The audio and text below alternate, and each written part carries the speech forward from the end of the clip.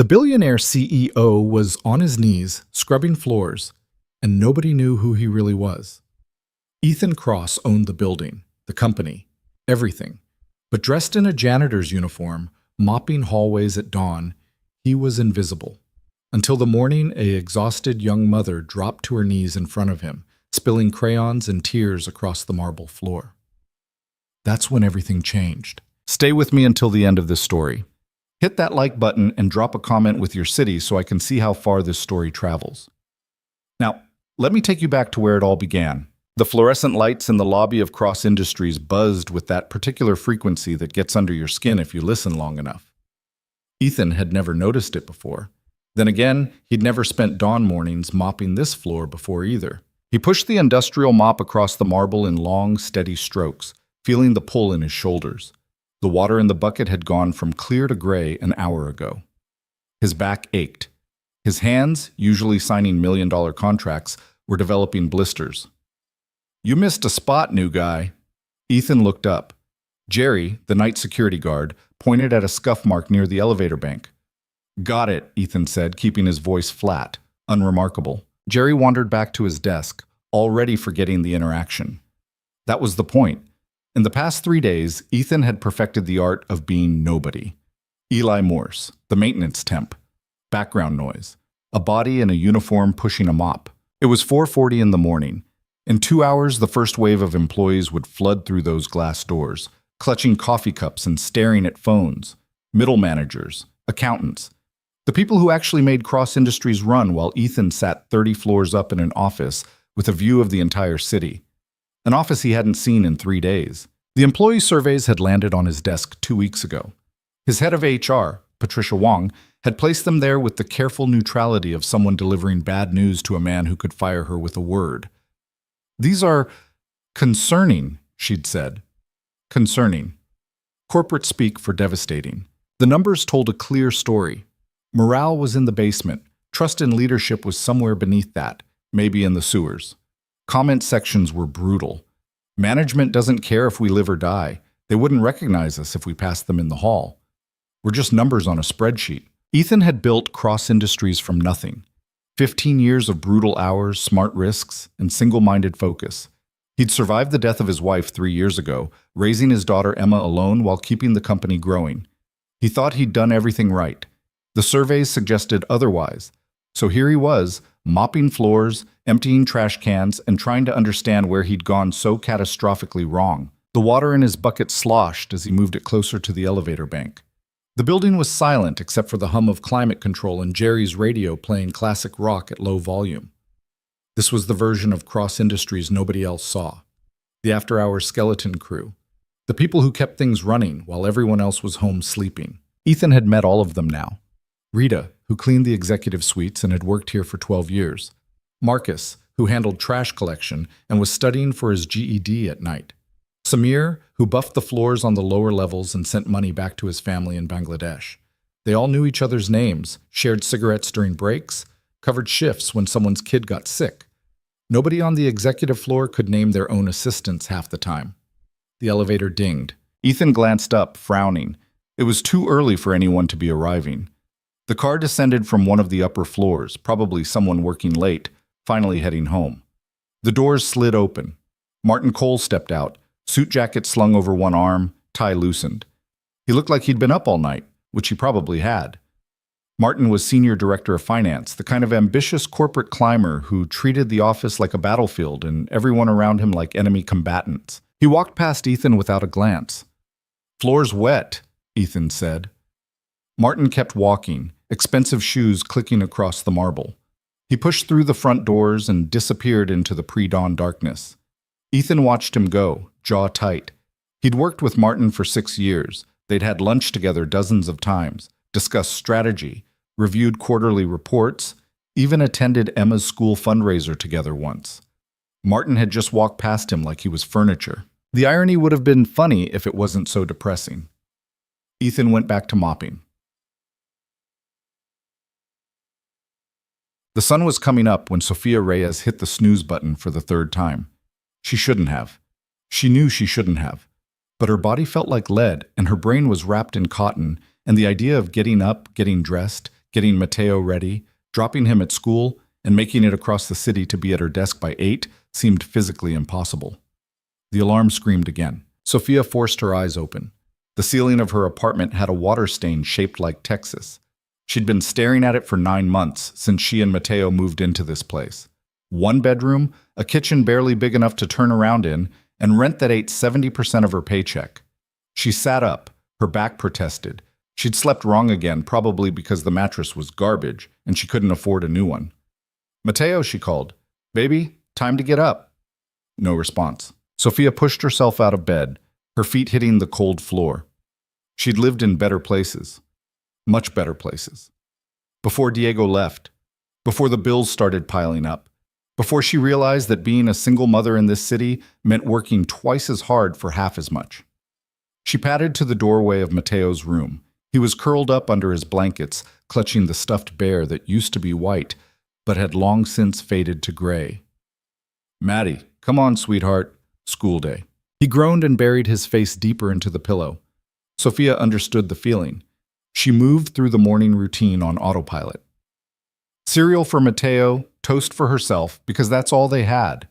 His lunch was already packed. Peanut butter sandwich, apple slices, the cookies that were on sale last week. Her own lunch was the same sandwich, no apple. Mateo dragged himself to the table, still half asleep. He was 6 years old, small for his age, with Diego's dark eyes and her stubborn chin. "I don't want to go to school," he mumbled. "I know, baby." "My stomach hurts." Sophia pressed the back of her hand to his forehead.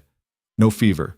He'd been saying his stomach hurt for 2 weeks now. She knew what it was. Anxiety. He was 6 and already developing anxiety because he could feel how stressed she was, how tight money was, how scared she was every single day. "You'll feel better once you're there," she said, trying to sound confident. "Mrs. Palmer said you did great on your math worksheet yesterday." Mateo picked at his cereal. Sophia glanced at the clock. 7:15. If they left in the next 10 minutes, she could drop him off and still make it to work on time. Maybe. She was already on thin ice at Cross Industries. She'd been there 5 weeks. 5 weeks of Martin Cole criticizing everything she did, questioning every decision, making comments about her situation in front of the whole department. Some people aren't cut out for professional environments. That's what he'd said last week when she'd asked to leave early because Mateo's school called about a fever. Sophia had wanted to throw her stapler at his head. Instead, she'd smiled tightly and stayed until 6, arranging for her neighbor to pick Mateo up, paying her $40 they couldn't afford. "Mom, I can't find my backpack." Sophia closed her eyes, counted to 3, opened them again. "Where did you leave it?" "I don't know." Of course he didn't know. They found it eventually, wedged behind the couch along with 2 toy cars and a library book that was 3 weeks overdue. Sophia shoved Mateo's homework folder inside, added the lunch bag, zipped it up. 7:28. "Shoes, now!" Mateo moved like he was underwater. Sophia grabbed her own bag, a worn leather tote that used to belong to her mother, and did a mental inventory. Wallet, keys, phone, the makeup she'd apply on the train because there wasn't time to do it here, the cardigan that hid the fact that she only owned 3 work-appropriate tops, and this was the 3rd day in a row for this one. 7:34. They were going to be late. "Come on, baby, we have to move." She ushered Mateo toward the door, juggling her bag, his backpack, her coffee in a travel mug that didn't quite seal right. She could feel the panic rising. Late meant questions. Questions meant Martin, looking at her with that expression that said he was just waiting for an excuse. They made it to the train with 30 seconds to spare. The car was packed. Morning rush, everyone pressed together, avoiding eye contact. Sophia held Mateo close, his backpack clutched in her other hand because there wasn't room to put it down. The train lurched forward. Sophia's coffee sloshed. She tightened her grip on the mug, on Mateo, on the last threads of composure. They had to transfer twice. By the time they reached Mateo's school, it was 8:07. The bell had already rung. The playground was empty. "I'm late," Mateo said quietly. "It's okay. I'll walk you in." Sophia signed him in at the office, ignoring the receptionist's pointed look. Late again. She could feel the judgment radiating off the woman like heat. She knelt down, straightening Mateo's collar. "You're going to have a great day," she said. He nodded, not believing her. I love you so much." "Love you too, Mom." She watched him walk down the hallway toward his classroom, backpack bouncing with each step. So small, so brave. Sophia blinked back the burning in her eyes and headed for the train. By the time she reached Cross Industries, it was 8:40. She was very, extremely late. Sophia pushed through the revolving doors, out of breath, her heart hammering. The lobby was busy with morning traffic. People in suits, people with briefcases, people who'd probably been at their desks since 7:30. She headed for the elevator bank, moving fast. Too fast. The strap of Mateo's backpack, still clutched in her hand because she'd meant to drop it at her desk before anyone noticed, caught on her tote bag. She tried to untangle them while walking, while not dropping her coffee, while pressing the elevator call button. The backpack zipper, already half open, gave way completely. Crayons exploded across the floor. Toy cars scattered. The stuffed bear tumbled out and landed face down on the polished marble. "No, no, no!" Sophia dropped to her knees, trying to grab everything at once. A green crayon rolled under someone's shoe. A red one skittered toward the information desk. People walked around her, stepping over crayons, not stopping. Her throat tightened, her eyes burned. She was on her knees in the lobby of her workplace, 40 minutes late, surrounded by her son's toys while everyone walked past like she didn't exist. "Hey, it's okay." Sophia looked up. A man in a maintenance uniform knelt beside her. Maybe mid-30s, dark hair slightly too long, a few days of stubble on his jaw. He had the kind of face that could have been handsome if it wasn't so tired. He picked up the stuffed bear, brushed it off, and handed it to her. "Rough morning?" he asked. Sophia let out a shaky laugh that was almost a sob. "Something like that." He started gathering crayons, moving efficiently, not making a big deal out of it, not looking at her like she was pathetic. "I've been there," he said. "My daughter once spilled an entire box of cereal in the grocery store, aisle 3, during the Saturday rush." Sophia grabbed the toy cars, shoving them back into the backpack. Her hands were shaking. "I'm so late," she said. "I'm already on probation, and This is so stupid. I shouldn't have brought his backpack. I just forgot to take it out of my bag this morning, and—" "Breathe," the man said. She stopped, looked at him. He gave her a small, understanding smile. "Seriously, breathe. 1 second." Sophia inhaled, exhaled. Her heart was still racing, but the sharp edge of panic dulled slightly. They collected the rest of the crayons in silence. When everything was back in the backpack, the man stood and offered her a hand. She took it. His grip was firm, steady. "Thank you," Sophia said. "Really, thank you." "Don't worry about it." He glanced toward the elevator. "What floor?" 12. He nodded. "Finance department, Martin Cole's territory." Sophia blinked. "You know Martin?" Something flickered across his face. "I know of him." The elevator dinged. The doors opened. Sophia stepped inside, clutching the backpack and her bag and what was left of her dignity. The maintenance worker, she should have asked his name, gave her a 2-finger wave as the doors closed. "Good luck," he said. The elevator rose. Sophia leaned against the wall, closing her eyes. She was 43 minutes late. Martin was going to destroy her. Ethan watched the elevator climb, numbers ticking upward on the display. 12. Finance. Which meant that exhausted, overwhelmed woman was about to walk into Martin Cole's war zone. He felt something tighten in his chest. Anger, maybe. Or recognition. He'd seen that look on her face. The look of someone drowning, trying desperately to keep their head above water while the current pulled them down. He'd worn that look himself 3 years ago, in the months after Caroline died. Ethan picked up his mop. The lobby floor was scattered with a few stray crayons he'd missed. He collected them, dropping them in his utility cart. A stuffed bear, toy cars, crayons. She had a kid. Single mother, probably, given the way she'd talked about the morning. Working in finance, which meant she was educated, capable. And she was on probation, which meant Martin was gunning for her. Ethan's jaw tightened. He'd been watching Martin for 3 days now, watching the way he spoke to people, the way he dressed down junior staff in front of others, the way he took credit for their work and deflected blame when things went wrong. Ethan had promoted Martin 6 years ago, given him authority, trusted him. That was looking like a mistake. The elevator dinged again. More employees poured out, scattering across the lobby. The morning rush was in full swing now. Ethan blended back into the background, just another maintenance worker pushing a cart. Nobody looked at him twice. By 9:30, the lobby had quieted. Ethan finished the floors, emptied the trash bins near the security desk, and headed for the service elevator. His shift was technically over at 10, but he'd learned that was when the real work started. The work nobody saw. He rode the elevator to the 12th floor. The finance department occupied the entire level. Rows of cubicles, a handful of offices along the windows, and a break room that smelled like burned coffee and disappointment. Ethan pushed his cart down the hallway, emptying trash cans, wiping down surfaces. The morning meeting was underway in the main conference room.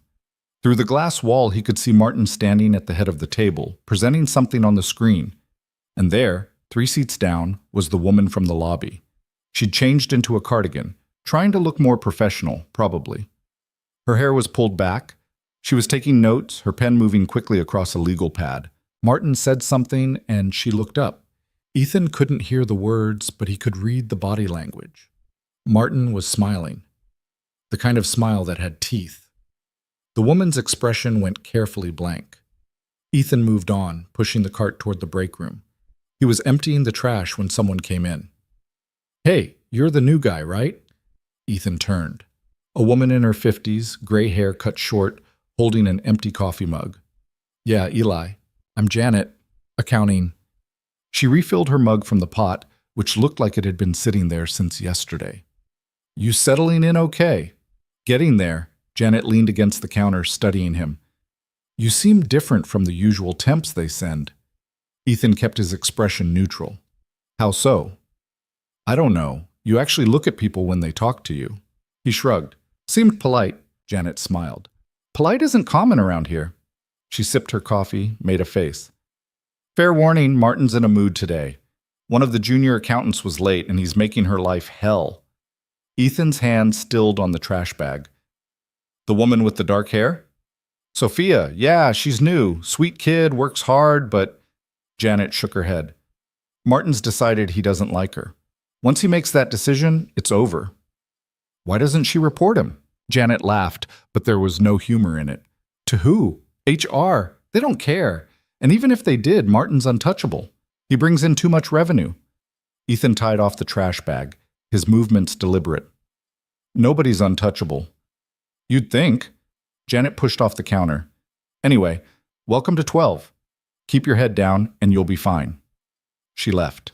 Ethan stood in the break room holding a bag of garbage, thinking about the woman, Sophia, sitting in that conference room while Martin smiled his predator smile.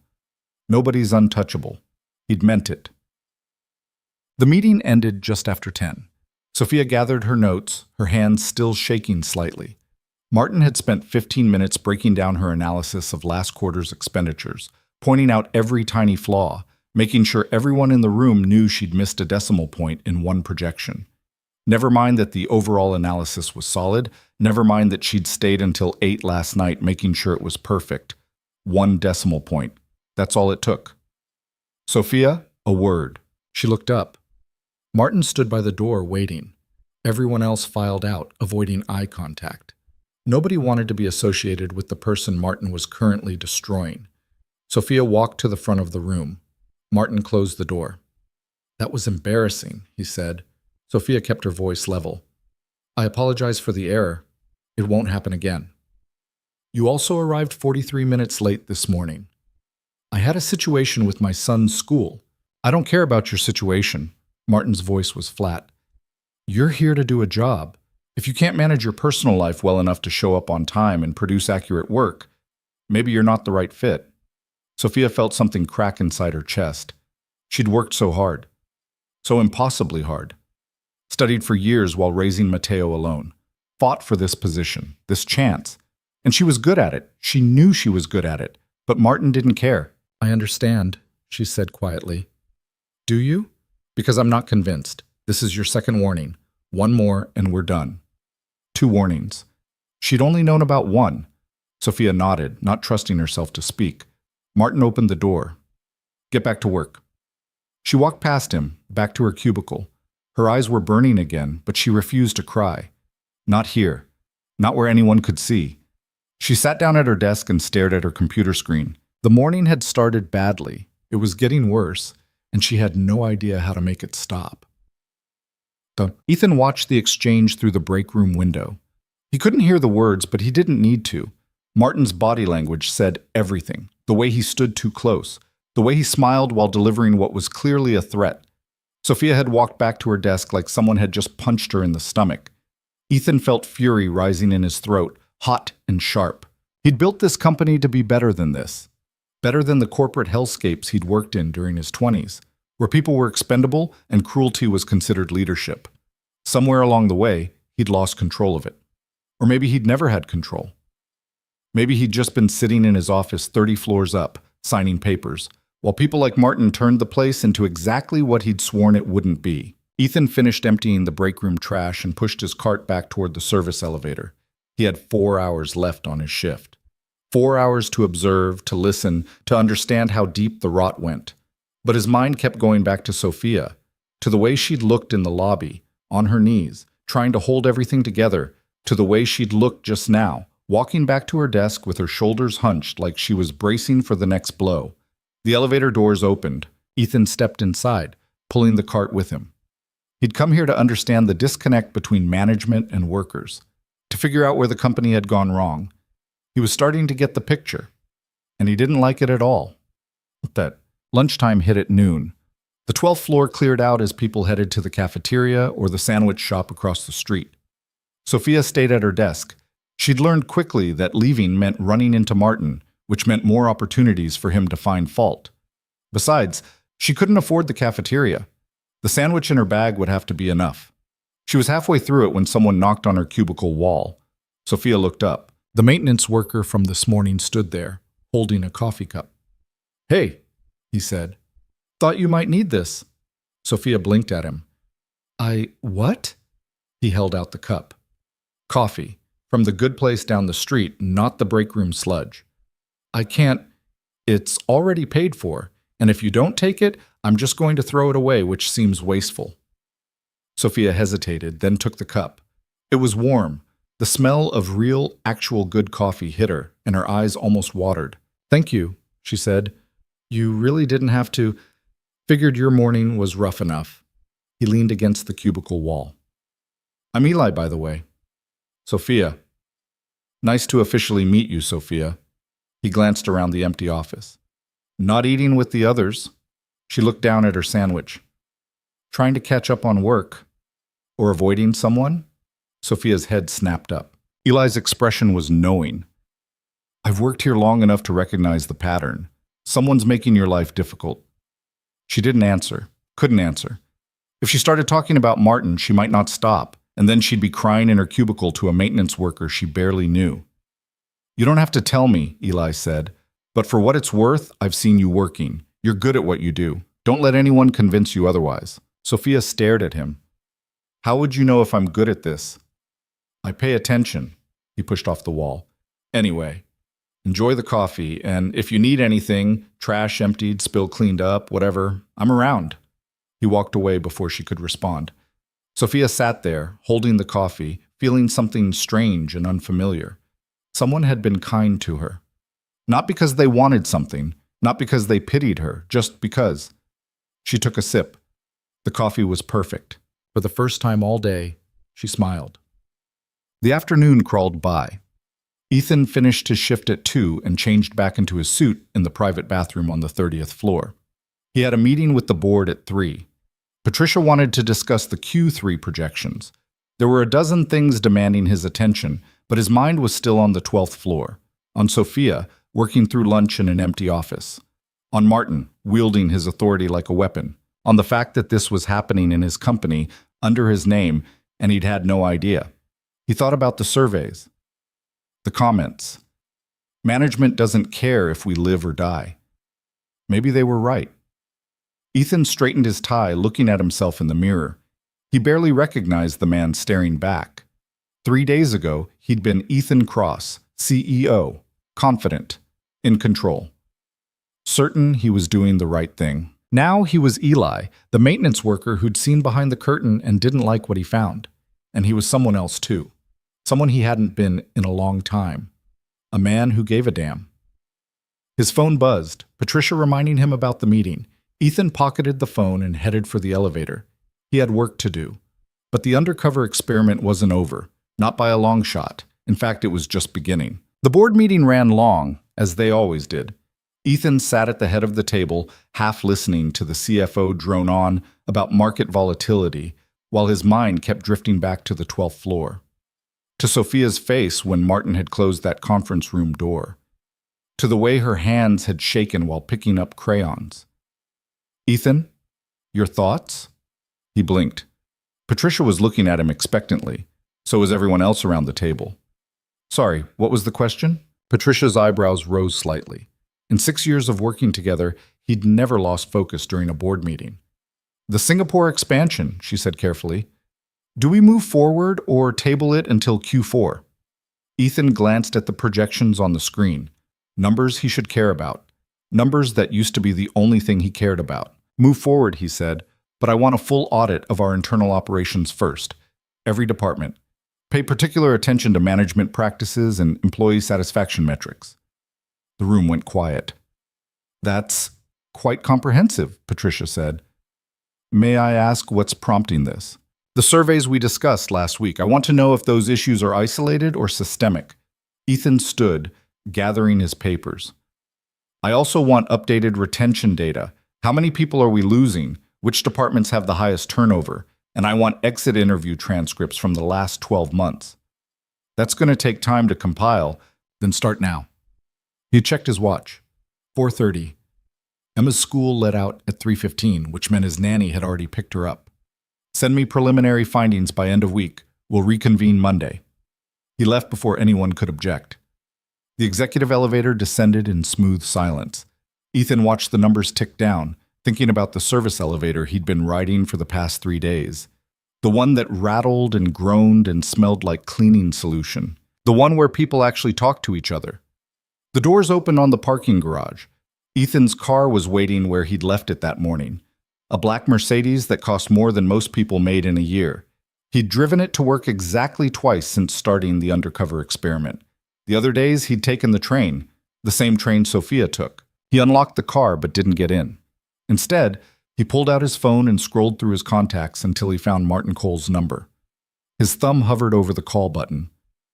What would he even say? Stop being cruel to your staff? I've been watching you and you're everything wrong with this company? Ethan put the phone away. Not yet. He didn't have the full picture yet. But he was getting there. He drove home through rush hour traffic, his mind still circling the same thoughts. By the time he pulled into his driveway, the sun was setting behind the trees that bordered his property.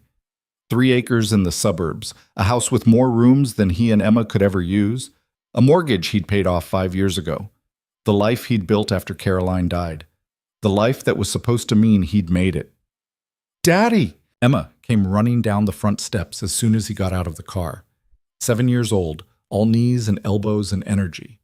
She had Caroline's blonde hair and his gray eyes, and absolutely no sense of caution. Whoa, careful on those steps, Ethan said, catching her as she launched herself at him. Mrs. Chen made cookies, and she let me have 3, and I finished my math homework, and can we go to the park tomorrow? Ethan carried her toward the house, listening to her chatter. This was the best part of his day, the only part that felt real anymore. Mrs. Chen, his nanny, met them at the door. She's had dinner, bath is ready whenever you are, and you got a package. I left it on your desk. Thanks, Linda. See you tomorrow. Mrs. Chen gathered her things and left. Ethan set Emma down in the entryway, and she immediately started telling him about some drama involving her friend Madison and someone named Tyler who apparently ate glue. He ate the whole bottle, Emma said, eyes wide. Mrs. Palmer had to call his mom. That sounds like a rough day for Tyler. It was gross, Daddy. Ethan smiled despite himself. I bet. Come on, let's get you in the bath before the water gets cold. The evening routine was familiar, comfortable. Bath time, pajamas, a story. Emma picked the same book she'd been picking for 2 weeks, some story about a girl who trained dragons. Ethan read it with the same voices he always did, the dragon deep and growly, the girl high and brave. By the time he finished, Emma was yawning. One more chapter? She asked sleepily. Nice try, bedtime. But Daddy, bedtime. She grumbled but didn't really argue. Ethan tucked her in, kissed her forehead, and turned off the light. Daddy? Her voice was small in the darkness. Yeah, sweetheart? Do you like your job? The question caught him off guard. Why do you ask? You seem sad lately, like how you were after Mommy. Ethan's chest tightened. He sat back down on the edge of her bed. I'm not sad, Em, just thinking about some stuff at work. What stuff? How did he explain this to a 7-year-old? How did he tell her that he was starting to realize he'd built something that hurt people? That he'd been so focused on success he'd forgotten to check if the success was worth having? Just trying to make sure I'm doing the right thing, he said finally. Emma was quiet for a moment. Then, Mommy used to say the right thing is usually the hard thing. Ethan felt something crack behind his ribs. Caroline had said that all the time, especially near the end when she was sick and the treatments weren't working and they both knew how this would end. She was right, Ethan said quietly. So you'll do the hard thing? Yeah, baby, I will. Emma smiled and rolled over, already half asleep. Ethan sat there for a few more minutes, watching her breathe. Then he stood, pulled the door mostly closed, and went downstairs to his office. The package Linda had mentioned was sitting on his desk. He opened it absently, his mind elsewhere. Inside was the employee badge he'd ordered, a temporary maintenance worker ID with his photo and the name Eli Morse. He set it on the desk and stared at it. Tomorrow he'd go back. Back to the service elevator and the mop bucket and the 12th floor where Sophia was probably still terrified of losing her job. Back to being invisible. But maybe, he thought, that was exactly where he needed to be. The next morning, Ethan was back in the janitor's uniform by 5 a.m. He'd gotten maybe 4 hours of sleep, his brain refusing to shut off. He kept thinking about Emma's question, about Caroline's voice in his head. The right thing is usually the hard thing. The building was quiet when he arrived. Jerry was at the security desk, half asleep with a crossword puzzle. Morning, Eli? Morning. Ethan clocked in and grabbed his cart. The routine was becoming familiar now. Floors first, then trash, then the break rooms on each level. He worked methodically, letting the physical labor quiet his racing thoughts. By 7, the building was starting to wake up. Early arrivals trickled through the lobby. Ethan recognized some of them now. The woman from legal who always got coffee from the cart outside. The IT guy who listened to podcasts on his commute and forgot to take his earbuds out. The marketing director who looked like she hadn't slept in weeks. At 7:40, Sophia came through the doors. She looked better than yesterday. Still tired, still carrying too much, but there was something different in the way she held herself. A little straighter, a little less defeated. She saw him mopping near the elevator bank and smiled. Actually smiled. Morning, Eli. Morning. Better day so far? Ask me after the 10 o'clock meeting. She shifted her bags. Thanks again for the coffee yesterday. You really didn't have to do that. Seemed like you needed it. The elevator dinged. Sophia stepped inside, then hesitated. Are you on lunch break around noon? She asked. Ethan blinked. Usually, yeah. Why? I don't really know anyone here yet, and eating alone in my cubicle is getting depressing, so if you wanted to, maybe we could… She trailed off, suddenly looking uncertain. Never mind, that's weird. You probably have friends. Noon works, Ethan said. Sophia's face lit up. Yeah? Okay, great. I'll meet you in the lobby? Sounds good. The elevator doors closed. Ethan stood there, mop in hand, wondering what the hell he was doing. Having lunch with an employee he was supposed to be observing from a distance wasn't part of the plan. Getting personally involved definitely wasn't part of the plan. But the plan had already gone sideways the moment he'd helped her pick up those crayons. At noon, Sophia found him in the lobby carrying a brown paper bag and looking nervous. I brought extra, she said, holding up the bag. I mean, I wasn't sure if you brought lunch, and I made too much anyway, so… They ended up outside, sitting on the concrete bench near the building's entrance. It was one of those perfect early fall days, the air crisp and the sky absurdly blue. Sophia opened the bag and pulled out 2 sandwiches wrapped in plastic wrap. Peanut butter and jelly, she said apologetically. It's not fancy, but it's perfect, Ethan said, taking the sandwich she offered. They ate in comfortable silence for a minute. Around them, the lunch rush was building, people in suits talking on phones, delivery drivers unloading packages, the city in constant motion. "So," Sophia said finally, "how long have you worked here?" "Not long, few weeks." The lie came easily now, too easily. "Do you like it?" Ethan considered the question. Did he like being a janitor? No. Did he like what he was learning? That was more complicated. "It's honest work," he said. "Nobody bothers me. I show up, do the job, go home." Sophia nodded. "That sounds nice, actually. Peaceful. What about you? You said you're new." 5 weeks.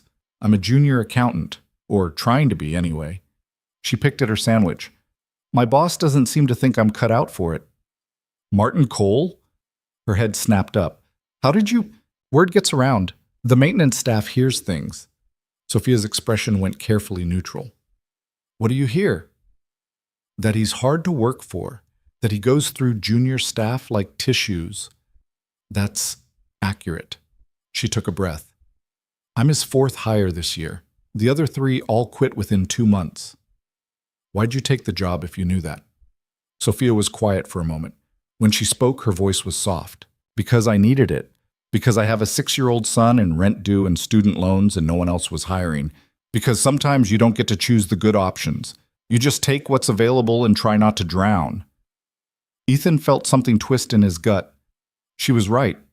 That's exactly what people did. They took what was available. And companies like his, like the one he'd built, relied on that desperation. "Your son," he said, "the one with the crayons." Sophia smiled, and it transformed her whole face. "Mateo? He's 6, smart as hell and stubborn as a mule, drives me crazy and makes everything worth it at the same time." "I get that. My daughter's 7, same deal." "You have a daughter?" "Emma. She's the best thing in my life." Sophia studied him. "You're a single dad?" "My wife died 3 years ago." "I'm sorry." "Thanks." Ethan took a bite of sandwich to avoid having to say more. Talking about Caroline always felt like walking on broken glass, even after 3 years. "Mateo's father isn't in the picture," Sophia offered quietly. "He left when Mateo was 2. Decided fatherhood wasn't for him." "His loss?" "That's what I tell myself. Chates." She finished her sandwich and crumpled the plastic wrap. "Some days I believe it." They sat there, 2 single parents on a concrete bench, sharing peanut butter and jelly sandwiches in the middle of a Wednesday. "Thank you for this," Sophia said. "I know it's weird, having lunch with the janitor." "Hey, I'm having lunch with an accountant. Equally weird from where I'm sitting." She laughed. Actually laughed. "Fair point." Her phone buzzed. She glanced at it and her expression changed. "What's wrong?" Ethan asked. "Mateo's school. He's in the nurse's office. Says his stomach hurts." She stood up, already gathering her things. Martin's going to kill me, but I have to go get him." "Go," Ethan said. "Your kid needs you." "I'll probably get fired." "Then he's an even bigger asshole than I thought."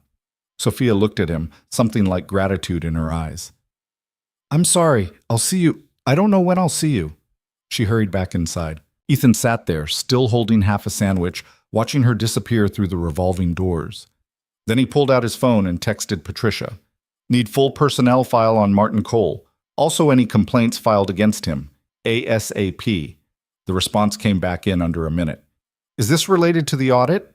"Yes. Send it to my personal email." He stood up, threw away the sandwich wrappers, and headed back inside.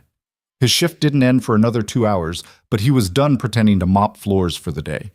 Time to see exactly what Martin Cole had been getting away with. The files arrived that evening while Ethan was helping Emma with her homework. His laptop pinged with the email notification. He waited until Emma was in bed before opening it. What he found made his blood run cold. Martin Cole had been with Cross Industries for 8 years. In that time, he'd had 17 direct reports. 12 had resigned. Of those 12, 9 had filed complaints with HR before leaving. Hostile work environment, verbal abuse, discrimination, retaliation.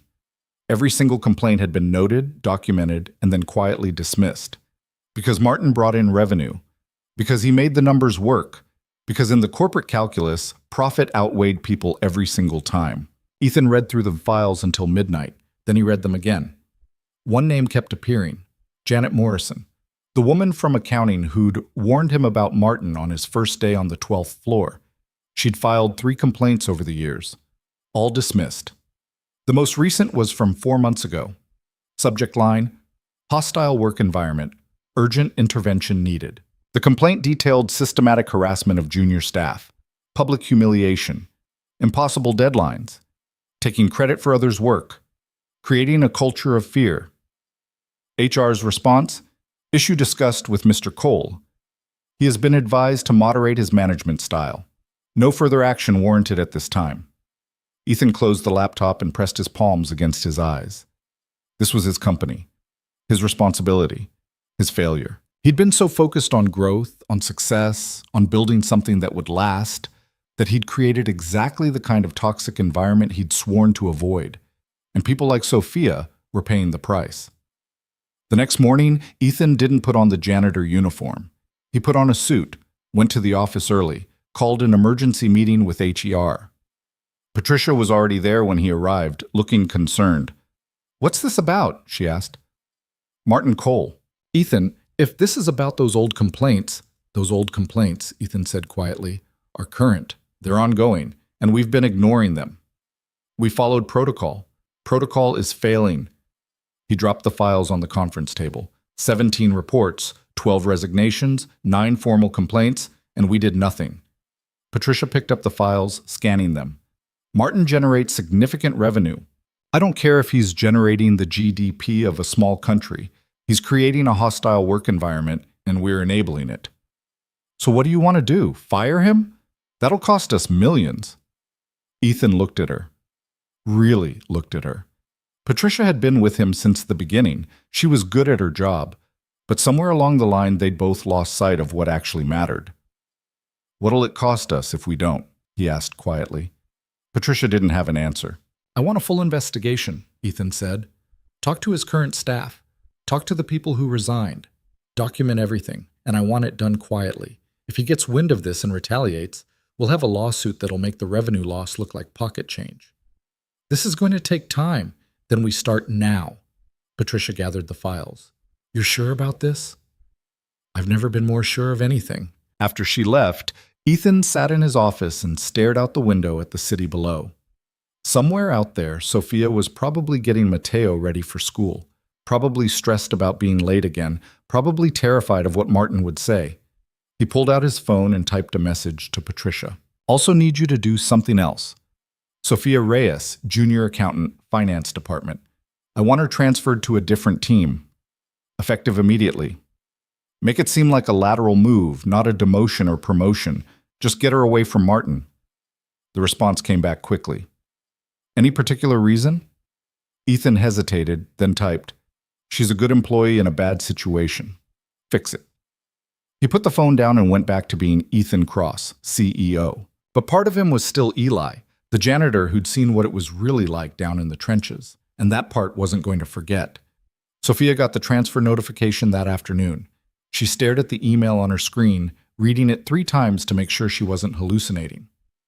"Effective Monday, you will be transitioning to the analytics team under Director Sarah Chen.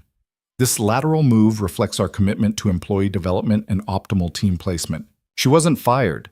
She was being moved, away from Martin. Sophia sat back in her chair, her hands shaking. She wanted to cry, or laugh, or maybe both. "Everything okay?" She looked up. Janet was standing by her cubicle, holding a coffee mug. "I got transferred," Sophia said numbly. Janet's eyebrows rose. "By choice, or I don't know. The email just says it's a lateral move, starting Monday. Sarah Chen's team. That's good, really good. She's tough, but fair. Actually develops her people instead of eating them alive." Janet smiled. "Congratulations." After Janet left, Sophia read the email again. Then she grabbed her phone and did something she hadn't done in weeks. She called her mother. "Mija, is everything okay?" "Yeah, Mama, I think everything might actually be okay." That evening, when Sophia picked up Matteo from after-school care, she was smiling, really smiling. Matteo noticed immediately. "You look happy, Mama." "I am, baby. I really am." "Did something good happen?" Yeah, something really good happened. They stopped for ice cream on the way home, even though it wasn't in the budget. Chocolate for Mateo, vanilla for her. They ate it sitting on the steps outside their apartment building, watching the sunset between the buildings. Mama? Mateo licked his cone. Do you think things are getting better? Sophia looked at her son, her beautiful, brave, too smart for his own good son, and felt something loosen in her chest. Yeah, Maddie, I think they are. She had no idea how this had happened, who had intervened, why she'd been chosen for this mercy. But for the first time in months, she felt like maybe she could breathe. The next day, Ethan was back in the janitor uniform, back to being Eli, pushing a mop cart through the building. He saw Sophia briefly in the morning. She was practically glowing. Did you hear? She said, stopping him by the elevator. I got transferred. I'm moving to a different team Monday. That's great, Ethan said, meaning it. I don't know how it happened. I didn't apply for anything. It just happened. Sometimes things work out. Sophia shook her head, smiling. I don't believe in coincidences. Someone helped me. I just wish I knew who, so I could thank them. The elevator dinged. She stepped inside, still smiling. See you at lunch? She asked. Yeah, see you at lunch. The doors closed. Ethan stood there, feeling the weight of what he'd done. It was a small thing. One transfer, one employee moved to a better situation. But it mattered. It mattered so much. He went back to mopping floors, but his mind was already working on the bigger problem. Martin was still there, still in power, still making people miserable. And the investigation would take time, time that other people he didn't even know yet, didn't have. By the end of the week, Ethan had a plan. It wasn't a good plan. It would probably blow his cover. It might backfire spectacularly. But Emma's voice was in his head. You'll do the hard thing? Yeah, baby, he would. Friday afternoon, Ethan changed out of the janitor uniform early, put on his suit, went up to the 30th floor. Patricia was waiting with the preliminary investigation report. It's worse than we thought, she said, handing him the file. Current staff are terrified to talk on record, but off the record, it's damning. He's created a culture of fear. People are staying because they can't afford to lose their jobs, not because they want to be there. Ethan flipped through the report. Pages of testimony. Stories that made his skin crawl. What do you recommend, Val? He asked. Immediate termination. Severance package to avoid wrongful termination claims. Public statement about our commitment to workplace integrity. Do it. Monday morning. Patricia nodded. There's one more thing. Martin requested a meeting with you. Next week. Says he wants to discuss a promotion. Ethan almost laughed. Of course he does. What do you want me to tell him? Tell him I'll see him Monday, 9 a.m., my office. After Patricia left, Ethan sat at his desk and thought about what was coming. Martin would be blindsided, angry. He'd probably threaten legal action. He might make a scene. Let him. Some things were worth the mess. Ethan gathered his things and headed home. Emma was waiting with a picture she'd drawn, him and her and a dragon that looked suspiciously like the one from her favorite book. Do you like it, Daddy? I love it, sweetheart. That night, after Emma was asleep, Ethan sat in his office and wrote an email to the entire company. He deleted it 3 times before he got it right. Subject: changes coming. Over the past few weeks, I've been conducting a review of our company culture and management practices. What I've found is unacceptable. We've allowed revenue to matter more than people. We've protected those who hurt others because they produced results. We've looked the other way when we should have intervened. That ends now. Starting Monday, there will be changes. Some will be immediate, some will take time.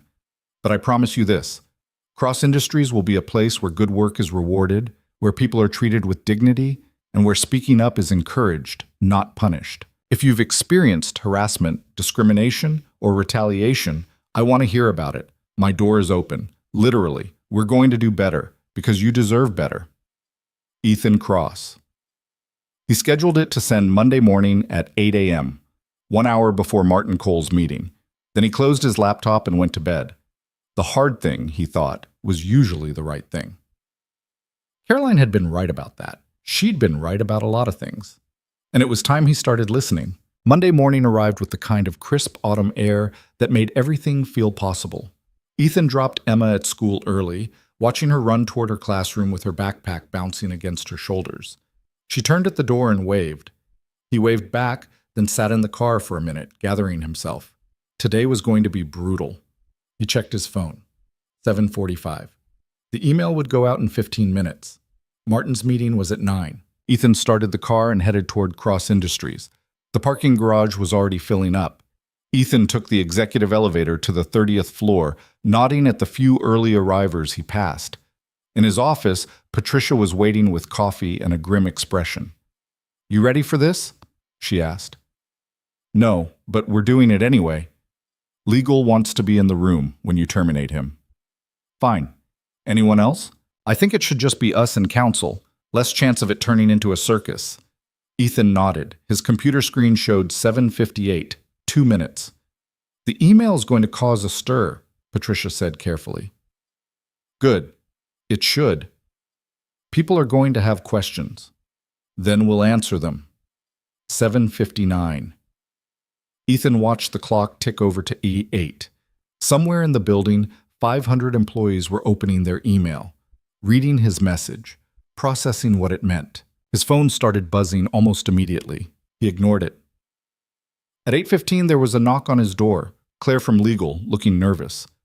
"Mr. Cole is here," she said. "Early. He's asking to see you now." Of course he was. Martin had probably seen the email, probably realized what was coming. "Send him in," Ethan said. Patricia and Claire positioned themselves near the window. Ethan stayed behind his desk, standing. Martin walked in wearing a suit that cost at least $3,000 and an expression that could have cut glass. "What the hell is this?" He held up his phone, showing Ethan's email. "Have a seat, Martin." "I don't want to sit. I want to know what's going on. That email, you're making it sound like this company is some kind of hostile workplace. Do you have any idea what that'll do to our reputation?" "Sit down," Ethan said again, his voice harder this time. Martin finally seemed to notice Patricia and Claire. His eyes narrowed. "Why is legal here?" "Because this is a termination meeting. Your employment with Cross Industries ends today, effective immediately." The color drained from Martin's face. Then it came rushing back, red and furious. "You can't be serious. I'm one of your top performers. I've brought in millions. You've also created a hostile work environment. You've harassed junior staff. You've retaliated against people who spoke up. You've made this department a miserable place to work." Ethan kept his voice level, professional. "We have documentation, testimony, a pattern of behavior going back years. Those complaints were dismissed. They shouldn't have been. That's on me. I should have done this years ago." Martin's hands clenched into fists. "This is about that girl, isn't it? Sophia, what's her name? She complained to you. This has nothing to do with any individual employee. This is about your conduct, your pattern of abuse, your complete disregard for the people you're supposed to lead. She was incompetent. She's a talented accountant who you terrorized because you could." Ethan leaned forward. "I've read every complaint filed against you, Martin. Every single one. The junior analyst you made cry in front of the entire department, the assistant you fired because she took maternity leave, the man you blackballed in the industry because he reported you to HR. You want to talk about incompetence? Let's talk about your complete failure as a leader." Martin's face was scarlet now. "You self-righteous prick. You think you're better than me? You built this company on the same principles. Make the numbers, nothing else matters. I was doing exactly what you taught me to do." The words hit like a slap, because Martin wasn't entirely wrong. Ethan had built Cross Industries with a singular focus on growth, on revenue, on winning. He'd promoted people like Martin because they delivered results. He'd created the system that allowed this to happen. "You're right," Ethan said quietly. "I did teach you that. And I was wrong. Which is why this stops now. You're making a huge mistake. I'll sue. Wrongful termination, defamation. You can try." Claire stepped forward, handing Martin an envelope. "This is your severance package. 6 months' salary, benefits continuation, and a non-disparagement clause that goes both ways. Sign it, and we part ways cleanly. Refuse, and we'll litigate. I promise you, we have enough documentation to win." Martin snatched the envelope, his hands shaking with rage. "I want to talk to the board. The board has been briefed. They support this decision." That was a slight exaggeration. The board had been informed an hour ago via emergency email. Several members had already called Ethan's cell. He'd let them all go to voicemail. Martin stood there, breathing hard, looking like he wanted to flip the desk. "You're going to regret this," he said finally. "I regret not doing it sooner. That email you sent, you've opened a floodgate. Every disgruntled employee in this building is going to come crawling out with complaints. You'll drown in lawsuits. Then we'll deal with them, one at a time, fairly." Martin looked at each of them in turn, his expression venomous. Then he turned and walked out, slamming the door hard enough to rattle the frame. The silence that followed was deafening. "Well," Patricia said finally, "that went about as well as expected." Ethan sat down heavily in his chair. His hands were shaking. He pressed them flat against the desk. "You okay?" Claire asked. "Yeah, I'm fine." He wasn't fine. Martin's words were still echoing in his head. "You built this company on the same principles." Patricia's phone buzzed, then buzzed again, then started ringing continuously. "That'll be the press," she said. "Someone leaked the email. It's already making the rounds on social media." Of course it was. Ethan pulled up Twitter on his computer. The email was everywhere. Screenshots, commentary, think pieces already being written about toxic corporate culture and billionaire CEOs who suddenly developed a conscience.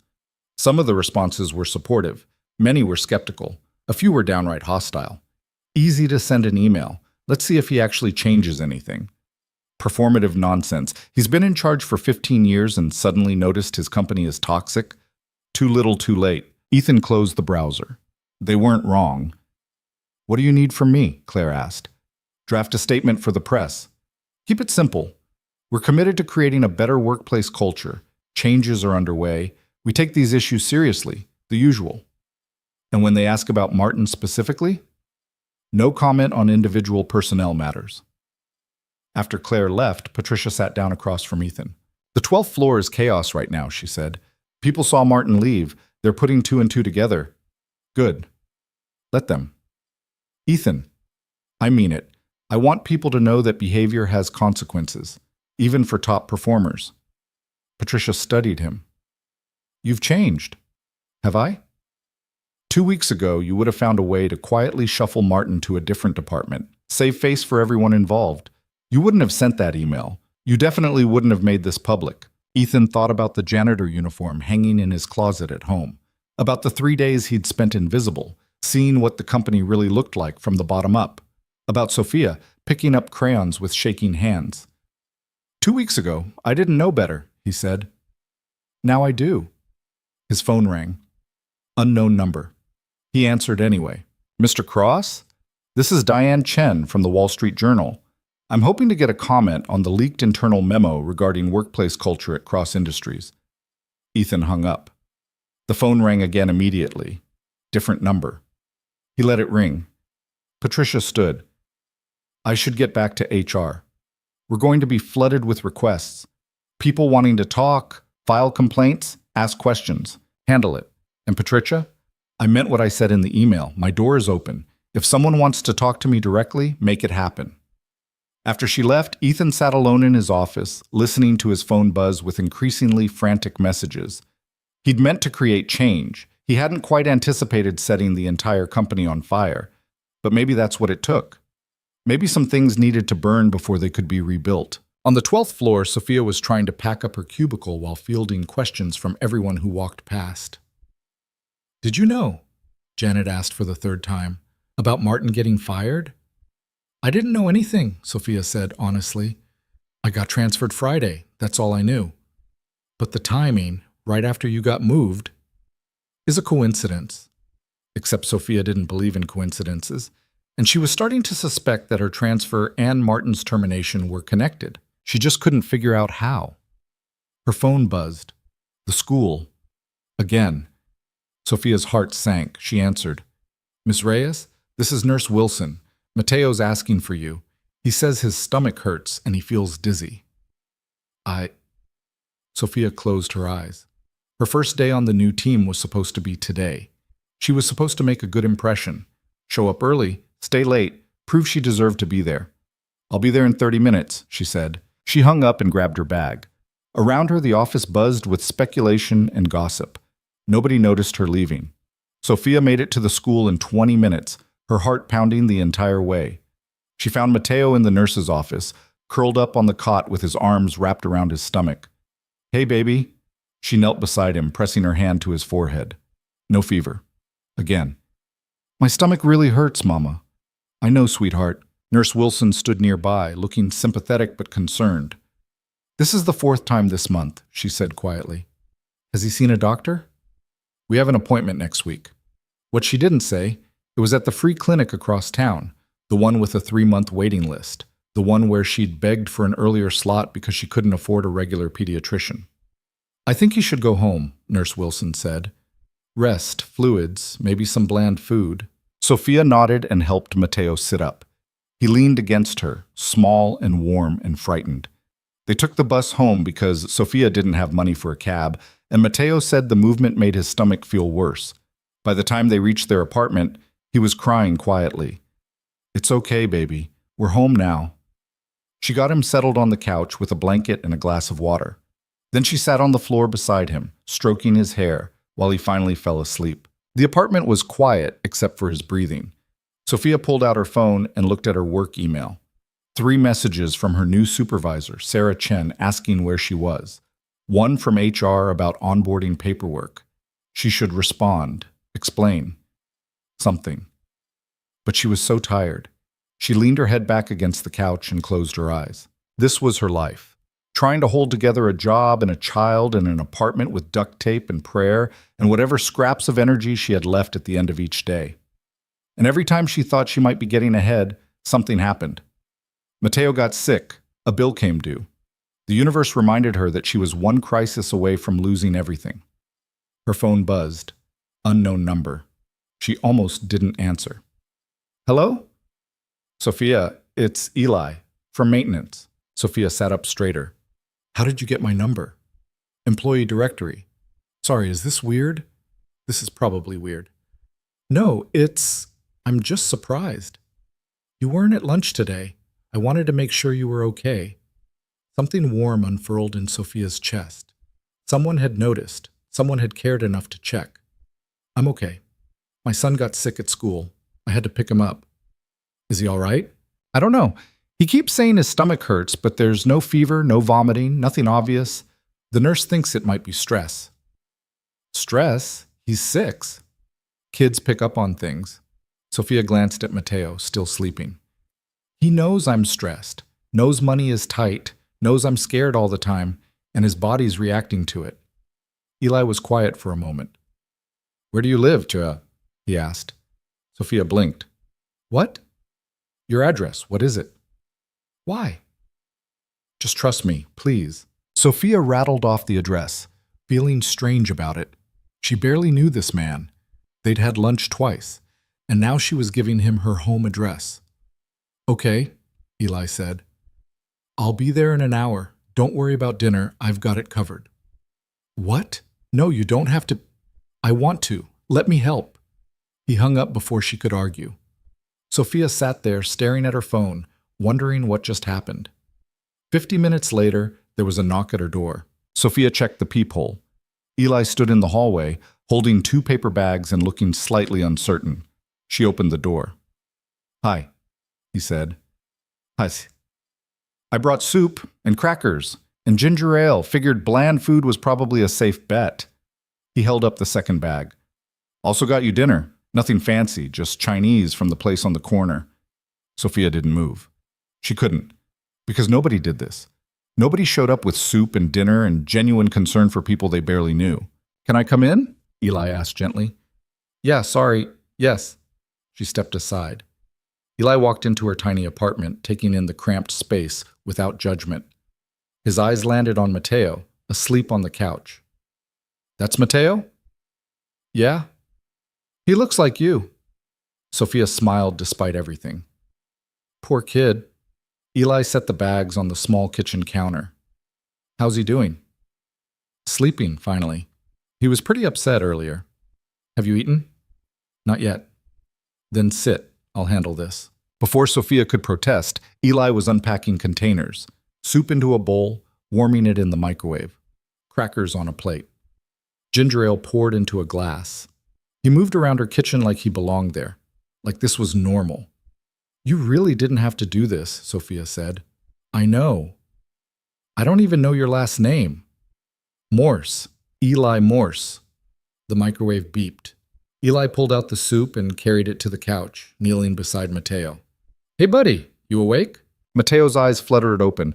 He looked at Eli with confusion and a hint of fear. "It's okay," Sophia said quickly. "This is Eli. He's a friend from work." Mateo's gaze shifted to the soup. "I don't feel good." "I know, but I brought you soup. Think you could try a little?" Mateo sat up slowly. Eli handed him the bowl, and Sophia watched her son take a tiny sip, then another. "Good?" Eli asked. Mateo nodded. "How about some ginger ale? That'll help settle your stomach." While Mateo drank, Eli sat on the floor, keeping his voice low and calm. He asked simple questions. "What grade are you in? What's your favorite subject? Do you like dinosaurs?" And slowly Mateo started to relax. Sophia watched from the kitchen, her chest tight with emotion she couldn't name. This man, this janitor she'd known for barely a week, was sitting on her floor talking to her son like it mattered. Like they mattered. "Your mom tells me you're pretty smart," Eli said. Mateo shrugged. "I guess." "What do you want to be when you grow up?" "I don't know. Maybe a teacher or a scientist. Those are both good choices, important jobs." "What do you do?"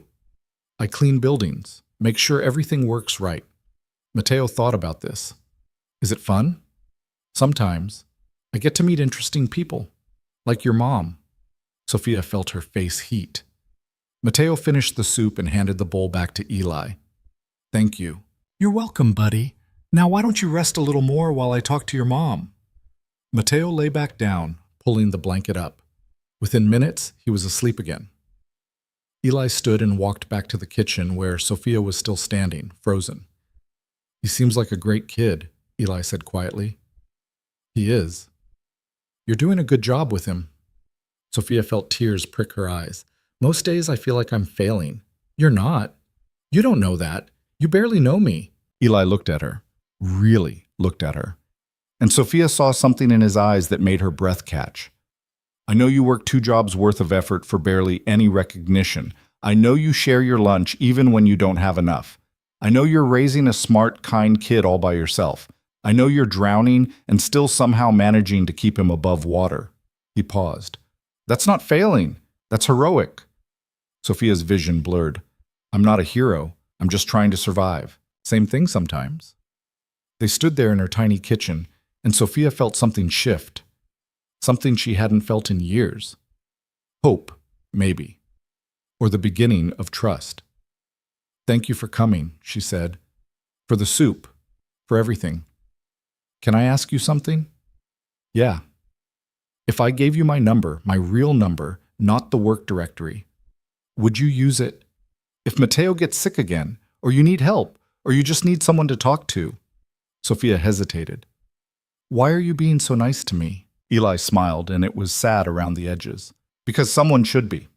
And because I know what it's like to do this alone. After my wife died, I was a wreck. Single dad trying to keep a business running, barely holding it together. People helped me, showed up when I needed it. I'm just paying it forward. I can't pay you back. I'm not asking you to." He pulled out his phone and showed her his contact info. Sophia added it to her own phone, her hands shaking slightly. "Call me if you need anything," Eli said. "I mean it. Anything." After he left, Sophia sat on the couch beside Mateo and cried. Quiet tears that she'd been holding back for months. Someone had shown up. Someone had cared. And for the first time in a long time, she felt like maybe she wasn't completely alone. Ethan drove home through evening traffic, thinking about Mateo's wide eyes and Sophia's cramped apartment, and the way she'd looked at him when he offered his number. Like she couldn't quite believe it was real. He'd crossed a line today. Multiple lines, probably. Getting personally involved with an employee. Going to her home. Meeting her kid. Patricia would have a stroke if she knew, but Ethan couldn't bring himself to care. He'd spent 2 weeks pretending to be someone else, seeing the company through different eyes, learning what it actually felt like to be at the bottom of the ladder he'd built. And somewhere in that process, he'd remembered something he'd lost after Caroline died. He'd remembered what it felt like to connect with people, to care about someone else's pain, to show up, not because it served him, but because it was the right thing to do. He pulled into his driveway and sat there for a moment, staring at his house, Tomorrow he'd have to go back to being Ethan Cross, CEO, deal with the fallout from Martin's termination. Field calls from angry board members, navigate the media circus. But tonight, he'd been Eli Morse, maintenance worker, single dad, friend to someone who needed one, and that felt more real than anything he'd done in years. Inside, Emma was waiting with another drawing. This one showed 3 stick figures, her, him, and a woman with dark hair. "Who's that?" Ethan asked, pointing to the woman. "I don't know yet," Emma said. "But you're going to meet her soon, I can tell." Ethan looked at his daughter, too perceptive for 7 years old, and wondered what she saw that he didn't. "Maybe I already did," he said quietly. Emma smiled like she knew a secret. "Then you should probably not mess it up, Daddy." "I'll do my best, sweetheart." That night, after Emma was asleep, Ethan's phone buzzed with a text from an unknown number. "Thank you for today. You didn't have to do that, but I'm really glad you did. Mateo's feeling better. He likes you." Sophia Ethan stared at the message for a long moment. Then he typed back, "I'm glad he's feeling better. And for what it's worth, I like him too. He's got a pretty amazing mom." The response came quickly. "Flattery will get you everywhere, Morse." Ethan smiled. "Good to know." He set the phone down and went to bed, but sleep didn't come easy. His mind kept circling back to Sophia's apartment, to Mateo's quiet fear, to the reality of how his employees actually lived. The surveys had shown him numbers, statistics, abstract concepts of dissatisfaction. Today he'd seen the human cost, and tomorrow he was going to start fixing it, all of it, even if it meant tearing down everything he'd built and starting over, because the right thing was usually the hard thing. And he was done taking the easy road. The next 2 weeks blurred together in a chaos of meetings, damage control, and restructuring that left Ethan running on coffee and 4 hours of sleep. The board had called 3 emergency sessions. 2 major investors had threatened to pull out. The press was having a field day with headlines like "Billionaire CEO's Conscience Crisis" and "Cross Industries Too Little Too Late." Ethan sat through it all with the same calm determination, refusing to back down. He'd stopped going undercover. The janitor uniform stayed in his closet. There wasn't time anymore, and besides, the charade felt wrong now. He knew what he needed to know. The rest was action. Patricia had compiled a list of 43 formal complaints filed over the past 5 years that had been dismissed or minimized. Ethan read every single one, then called in each person who was still with the company. Some meetings lasted 10 minutes. Others lasted an hour. He listened, took notes, and promised change. Some people believed him. Most didn't. He couldn't blame them. On Wednesday afternoon, he was reviewing the new HR policy draft when his phone buzzed. Sophia's name lit up the screen. "Mateo has a soccer game Saturday morning. He asked if you wanted to come. No pressure, but he really liked you. S." Ethan stared at the message. He hadn't seen Sophia since that night at her apartment. They texted a few times, mostly her thanking him again and him deflecting. But he'd been careful to keep his distance. Getting more involved felt dangerous. Not because of company policy. He'd checked. There was nothing preventing a maintenance worker from being friends with someone from accounting. But because every time he thought about Sophia, he felt the weight of the lie between them growing heavier. She thought he was Eli Morse, a janitor, a regular guy living a regular life. She had no idea she was texting the CEO who'd fired her former boss and sent the company into upheaval. He should tell her. He knew he should tell her. But every time he tried to imagine that conversation, it ended badly. His finger hovered over the keyboard. Then he typed, "What time's the game?" The response came immediately. 10 a.m., Lincoln Park Field 3. Fair warning, his team is terrible. But he tries really hard. Ethan smiled despite himself. "I'll be there." On Thursday, Sophia started her second week with Sarah Chen's analytics team. The difference from working under Martin was staggering. Sarah actually explained things instead of just criticizing.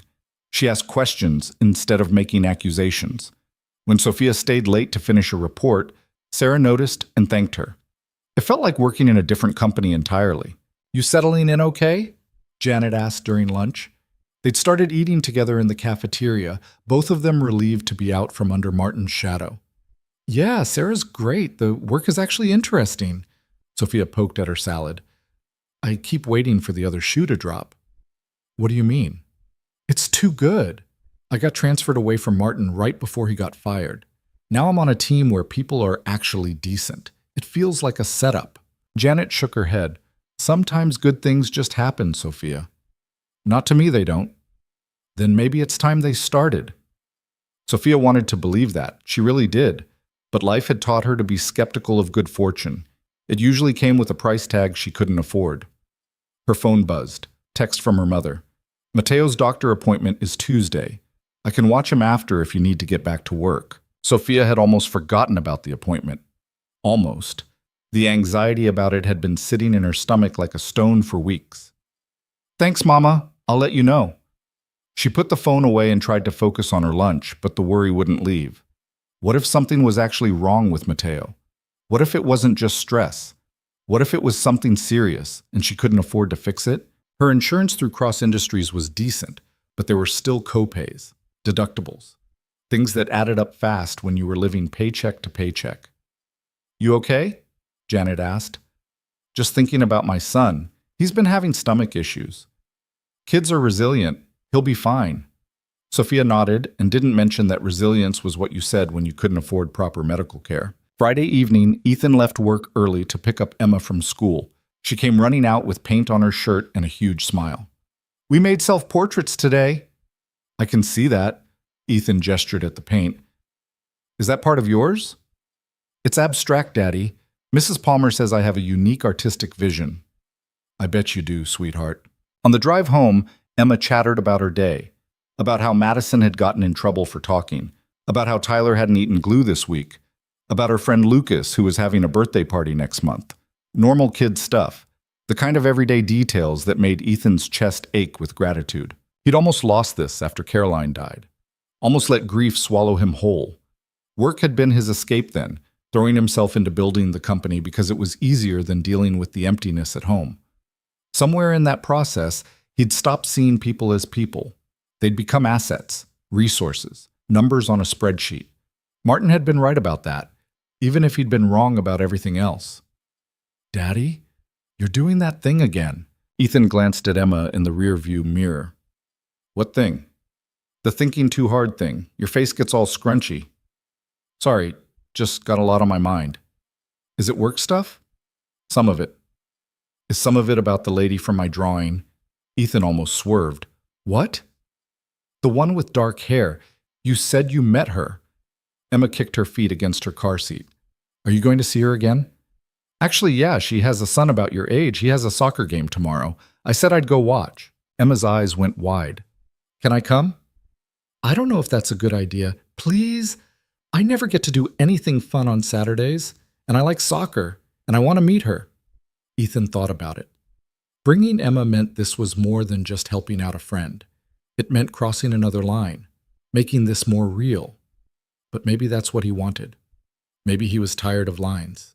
Okay, he said, but you have to be on your best behavior. I'm always on my best behavior. Emma. Okay, fine. I'll be extra good. Saturday morning dawned clear and cool. Ethan dressed in jeans and a sweater, feeling strange in casual clothes. He couldn't remember the last time he'd gone somewhere on a weekend that wasn't work-related. Emma wore her favorite purple jacket and sneakers that lit up when she walked. She bounced the entire drive to Lincoln Park, asking questions about Mateo and his mom and whether there would be snacks. I don't know if there are snacks. There's always snacks at sports things, Daddy. That's like a rule. They arrived at the field 10 minutes early. A handful of parents were already setting up folding chairs on the sidelines. Kids in oversized jerseys ran drills that looked more like organized chaos. Ethan scanned the crowd and spotted Sophia standing near the bench, holding a water bottle and looking anxious. Mateo was on the field, small even among 6-year-olds, concentrating hard on kicking the ball toward the goal. Is that them? Emma whispered. Yeah. She's pretty. Emma. What? She is. They walked over. Sophia saw them coming and her face lit up. You came. Then she noticed Emma. And you brought reinforcements. This is my daughter, Emma. She insisted on coming. Emma stuck out her hand very formally. Nice to meet you, Ms. Reyes. Sophia shook her hand, trying not to smile. You can call me Sophia, and it's nice to meet you too, Emma. Your son is number 7, right? The one with the really good focus face? That's him. He looks fast. He tries really hard. The winning part doesn't always work out. The game started a few minutes later. Emma was right about the snacks. Someone's mom had brought orange slices and juice boxes. The team was also, as Sophia had warned, terrible. But Matteo ran his heart out, chasing the ball with determination even when the other team scored. Again and again. "Come on, Matteo!" Emma shouted from the sidelines. "You've got this." Sophia glanced at Ethan. "She's sweet. She's something." They watched in comfortable silence for a few minutes. The game was tied 3-3, which felt like a miracle given how the first half had gone. "How's the new team?" Ethan asked. "Good. Really good, actually. Sarah's amazing. The work is interesting. I actually look forward to going in." "That's great." "It's strange, honestly. I keep waiting for it to fall apart." Sophia wrapped her arms around herself. "Things don't usually work out this well for me." Ethan wanted to tell her she deserved every good thing, that she'd earned it through sheer determination and grace under impossible circumstances, that watching her keep going despite everything had reminded him what real strength looked like. But he couldn't say any of that without revealing too much. So instead he said, "Maybe your luck is changing." "Maybe." She didn't sound convinced. On the field, Matteo got control of the ball. He dribbled toward the goal, focused and determined. A kid from the other team tried to steal it. Matteo dodged, kicked, and sent the ball sailing past the goalie. The small crowd erupted. Sophia jumped up screaming. Emma was hopping up and down. Matteo stood there looking shocked, then broke into the biggest smile Ethan had ever seen. "He scored!" Sophia grabbed Ethan's arm without thinking. "He actually scored. That was a great shot. He's been trying all season, and this is his first goal." She had tears in her eyes. Happy ones. "I need to... Excuse me." She ran onto the field the second the whistle blew, scooping Matteo up and spinning him around. He was laughing, face flushed with pride and joy. Emma tugged on Ethan's sleeve. "That was really cool." "Yeah, it was." "I like them, Daddy. Can we keep them?" Ethan looked down at his daughter, who was watching Sophia and Matteo with an expression that reminded him painfully of Caroline. That same open-hearted kindness that saw people and wanted to help. "It's not that simple, sweetheart." "Why not? You like her, she likes you, they need help, and we can help. Seems simple to me." "There are things you don't understand." "Then explain them." How did he explain to a 7-year-old that he'd built his friendship with Sophia on a lie? That every moment they spent together he was pretending to be someone he wasn't? That when she found out the truth, she'd probably never speak to him again? "I will," he said. "When you're older." Adults always say that, because it's usually true. After the game, they all went out for ice cream. Emma and Matteo bonded over their shared love of chocolate chip. Sophia tried to pay, Ethan insisted, and they compromised by agreeing to split it. They sat outside the shop, kids at one table, adults at another. "Thank you for coming," Sophia said. "It meant a lot to Matteo, and to me. I'm glad we could make it." "Emma's great, by the way. You're doing a good job with her." "Most days I'm just trying not to screw up too badly." Sophia laughed. "That's parenting in a nutshell, isn't it?" They watched the kids. Emma was showing Matteo something on her phone, some game or video that had them both giggling. "Can I ask you something?" Sophia said quietly. "Sure." "Why are you being so nice to us? And don't say you're just paying it forward. I get that part. But this feels like more." Ethan chose his words carefully. "Because you remind me of what matters. Because watching you fight for your son reminds me why I fight for mine. Because you're a good person dealing with a bad situation, and someone should help you carry the weight." Sophia looked at him for a long moment. "That's the nicest thing anyone said to me in years." "I mean it. I know. That's what scares me." "Why?" Because nothing this good ever lasts. In my experience, the universe doesn't let you have nice things for long." She wrapped her hands around her coffee cup. "Matteo's father said all the right things too, promised he'd be there, that we'd figure it out together. Then he left. The second things got hard. I'm not him." I think I know, but I've been wrong before." Ethan wanted to reach across the table and take her hand, wanted to promise he wouldn't leave. wouldn't hurt her, wouldn't let her down. But he couldn't make those promises, because when she found out who he really was, she might be the one who left. They finished their ice cream and walked back to the parking lot. Emma and Matteo had exchanged phone numbers, which meant they'd probably be texting constantly. Same time next week? Sophia asked. Matteo has another game. We'll be there. On the drive home, Emma was unusually quiet. What are you thinking about? Ethan asked. You should tell her. Tell her what? Who you are. What you do. All of it. Emma met his eyes in the mirror. She likes you, but she likes Eli, not the CEO version. You need to tell her before it gets worse. Ethan gripped the steering wheel. When did you get so smart? I've always been smart, Daddy. You just don't always listen. She was right. Of course she was right. But that didn't make it easier. Tuesday morning, Sophia took a half day off for Matteo's doctor appointment. She'd been anxious about it all week, barely sleeping the night before. The doctor was kind, thorough. He examined Matteo, asked questions, ran some basic tests. I don't see anything physically wrong, he said finally. No infections, no digestive issues, nothing concerning, which means this is likely anxiety-related. Sophia had expected this. It didn't make hearing it any easier. What do I do? She asked. Address the sources of stress in his environment. Counseling might help. There are some good pediatric therapists in the area. He handed her a referral sheet. In the meantime, keep doing what you're doing. Routine, stability, reassurance. He's got a good mom. That counts for a lot.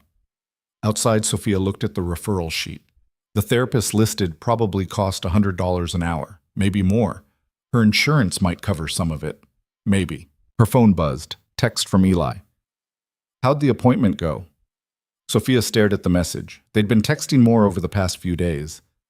Nothing heavy, just small talk. Funny observations about work. Emma had sent Matteo 3 videos of her cat. It felt normal, comfortable, dangerous. She typed back, Doctor says it's anxiety. Recommended therapy. The response came quickly. That's good news, right? Nothing physically wrong? Yeah, but therapy is expensive. There are sliding scale clinics. I can send you some names if you want. Sophia felt something crack in her chest. He was always doing this. Always helping. Always showing up. And she was falling for him. Actually falling. Which terrified her more than anything. That would be great. Thank you. That night, Ethan sat in his home office, staring at the list of pediatric therapists Patricia had compiled for him. He'd asked her to find the best ones in the city, ones that offered sliding scale payments or worked with insurance. He'd forwarded the list to Sophia an hour ago. Now he was trying to figure out how to tell her the truth. He drafted the text message 17 times. Each version sounded worse than the last. Hey, so I'm actually not a janitor. I'm the CEO. Surprise? There's something I need to tell you about who I really am. I've been lying to you about my job and my name and basically everything. None of it worked because there was no good way to say everything you think you know about me is a lie. His phone rang. Patricia. We have a problem, she said without preamble. What now? Someone leaked details about the Martin termination to the press. They're running a story tomorrow about the investigation, the complaints, all of it. Ethan closed his eyes. How bad? Bad enough. They're framing it as us covering up systemic abuse, painting you as either complicit or incompetent. Which is fair. Ethan, it is, Patricia. I didn't know what was happening in my own company. That's on me. The board wants a statement. Then we'll give them one. The truth. We screwed up. We're fixing it. Anyone who doesn't like it can leave. Patricia was quiet for a moment. You've really changed. Yeah, I have. After he hung up, Ethan pulled up his text thread with Sophia. She'd sent a thumbs up to the therapist list. Then another message. Matteo asked if you and Emma want to come over for dinner this week. I told him I'd ask. No pressure, obviously. Ethan stared at the message. Dinner meant more time together, more moments of connection, more lies piling up between them. But it also meant seeing Sophia smile, watching Emma and Matteo become friends, feeling like part of something real. He typed back before he could overthink it. We'd love to. When works for you? The response was almost instant. Thursday? Fair warning, I'm not a great cook, but I make a decent spaghetti. Thursday's perfect, and I like spaghetti. He set the phone down and put his head in his hands. He was in so deep now. Too deep to back out without destroying everything. But Emma was right. He had to tell Sophia the truth. He just had no idea how. Thursday came too fast. Ethan spent the day putting out fires at work, fielding calls from angry investors, and trying not to think about the evening ahead. At 5, he left the office and picked up Emma from Mrs. Chen's house. Are we bringing anything? Emma asked. Wine for Sophia, juice boxes for Mateo. You're nervous. I'm not nervous. You're doing the finger-tapping thing. You only do that when you're nervous. Ethan looked down. His fingers were indeed tapping against the steering wheel. Okay, maybe I'm a little nervous. Why? You like her. She likes you. Mateo and I are already friends. This should be easy. Things are complicated, Em. Only because you're making them complicated. They arrived at Sophia's apartment at 6:30. Ethan carried the wine. Emma carried the juice boxes and a bouquet of flowers she'd insisted on buying. Sophia answered the door in jeans and a t-shirt, her hair pulled back, looking beautiful and stressed. Hi, come in. Sorry, the place is a mess. It's not a mess, Ethan said, stepping inside. It wasn't. The apartment was small and cramped, but clean and lived in. Crayon drawings covered the refrigerator. Books were stacked on every available surface. It smelled like garlic and tomato sauce and home. Emma immediately went to find Mateo. Ethan followed Sophia to the kitchen. Can I help with anything? You can open the wine. I'm going to need it. She gestured at the stove where sauce was bubbling. I'm a little behind schedule. Mateo couldn't find his homework, and then I burned the garlic bread. And Sophia, Ethan touched her arm. Breathe. It's just dinner with friends. She stopped, meeting his eyes. Yeah, okay. Just dinner. But they both knew it wasn't just dinner. This was something else. Something more. Something that would fall apart the moment she knew the truth. They ate dinner at the small table wedged between the kitchen and living room, knees bumping underneath, passing garlic bread that was only slightly burned. Emma and Mateo talked nonstop about school and their favorite YouTube channels, and whether dinosaurs could beat dragons in a fight. Sophia laughed more than Ethan had ever seen, her whole face transforming. He watched her across the table and felt something settle in his chest. Something that felt like peace, or maybe just the absence of the constant noise that had filled his head for years. This was what he'd been missing. Not the expensive restaurants or the networking dinners or the carefully curated social events where everyone performed their success. Just this. Real people, real conversation, real connection. And he was about to destroy it with the truth. After dinner, the kids begged to watch a movie. Sophia set them up in the living room with blankets while Ethan helped clear the table. You don't have to do that, Sophia said, taking plates from him. I want to. They worked in silence for a few minutes, falling into an easy rhythm. Sophia washed, Ethan dried. The domesticity of it felt natural in a way that scared him. Can I ask you something? Sophia said quietly, not looking at him. Yeah. Why maintenance? I mean, you're clearly educated. You talk like someone who reads a lot. You know about business and finance. You could probably do more than clean floors. Ethan's hand stilled on the dish towel. This was it. The opening he'd been waiting for. Tell her. Just tell her the truth. It's temporary, he said instead, hating himself. I'm between things, figuring out what comes next. What did you do before? The lie sat on his tongue, ready. Something vague about consulting or middle management, something that wouldn't raise questions. But he couldn't do it anymore. Sophia! Mama! Mateo called from the living room. Emma says we can have popcorn if you say yes. The moment broke. Sophia smiled apologetically and went to deal with the popcorn request. Ethan stood in the kitchen, gripping the dish towel, feeling like a coward. Later, after the movie ended and Emma was starting to yawn, Ethan said they should go. Thank you for dinner, he said at the door. Thank you for coming, and for helping clean up, and for... Sophia gestured vaguely. Everything, I guess. Emma hugged Mateo goodbye, making him promise to text her about tomorrow's spelling test. Then she went to wait by the car, giving the adults a moment alone. She's really special, Sophia said, watching Emma through the window. So is Matteo. Yeah, he is. Sophia wrapped her arms around herself. Eli, can I ask you something else? Are we? She stopped, struggling with the words. What is this? What are we doing? Ethan's heart hammered. What do you want this to be? I don't know. I just know that I haven't felt this comfortable with someone in years. That Matteo lights up when he talks about you and Emma. That when my phone buzzes and it's a text from you, my whole day gets better. She looked down. But I'm also terrified. Because every time I trust someone, they leave. And I can't. I have Matteo to think about. I can't let him get attached to someone who's going to disappear. I'm not going anywhere. You say that now.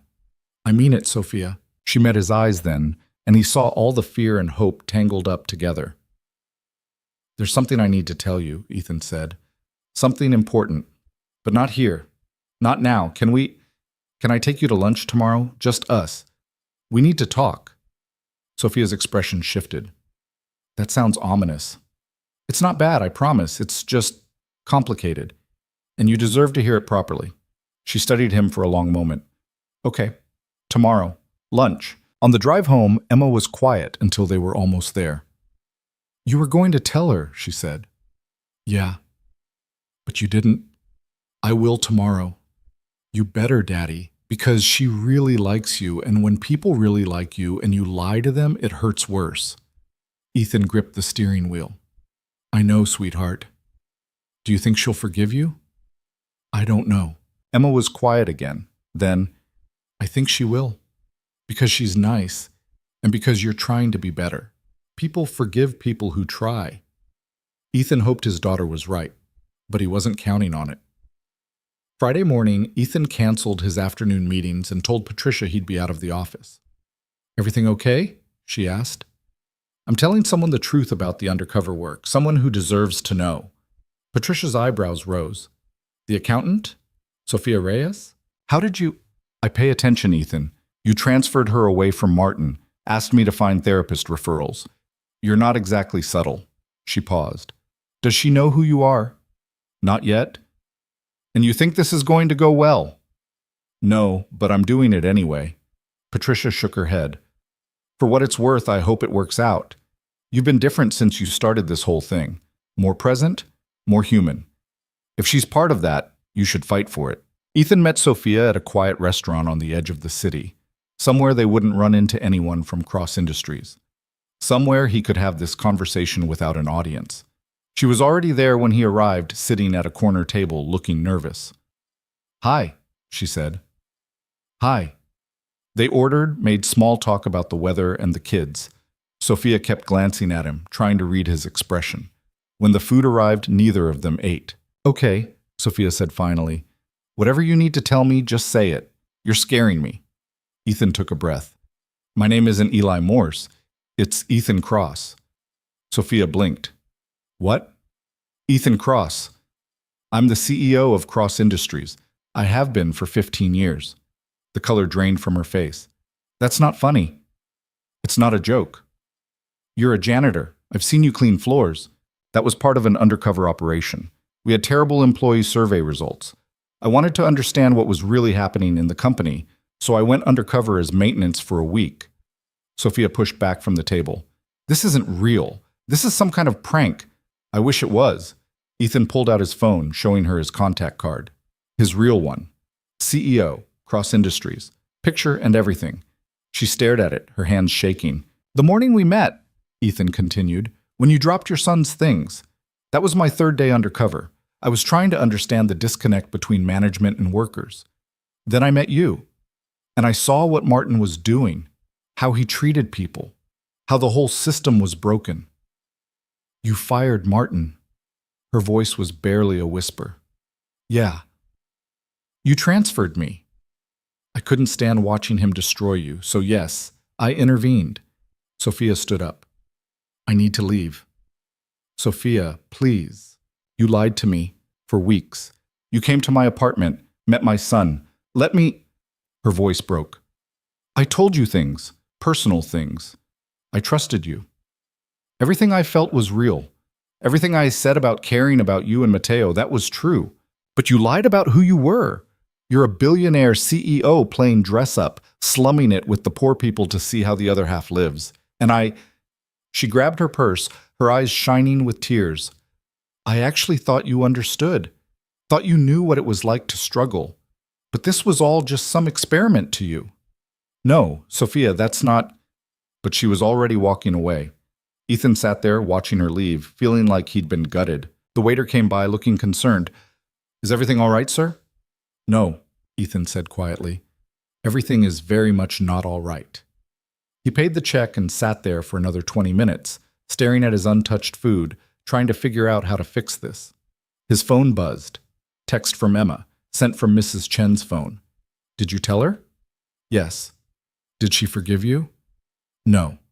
Are you going to fix it? Ethan stared at the message. Was he going to fix it? Could he fix it? He typed back, I'm going to try. Sophia made it 3 blocks before she had to stop, leaning against a building, trying to breathe through the tears. He'd lied. The one person she'd started to trust, the one person who'd made her feel like maybe things could be okay, had been lying the entire time. Not Eli Morse, maintenance worker, single dad struggling just like her. Ethan Cross, billionaire. The man who owned the company, who could have helped her with a word but instead watched her drown under Martin's abuse for weeks before deciding to intervene. Her phone buzzed. She ignored it. It buzzed again. She looked. Unknown number. This is Patricia Wong, head of HR at Cross Industries. Mr. Cross gave me your number in case of emergency. He's very concerned and asked me to make sure you're okay. Sophia almost threw her phone. Even now, even after she'd walked away, he was trying to manage the situation, sending his HR director to check on her like she was a problem to be solved. She texted back, Tell Mr. Cross I'm fine, and tell him not to contact me again. She turned off her phone and went to pick up Mateo early from school. Why are you sad, Mama? Mateo asked on the bus ride home. Just a bad day, baby.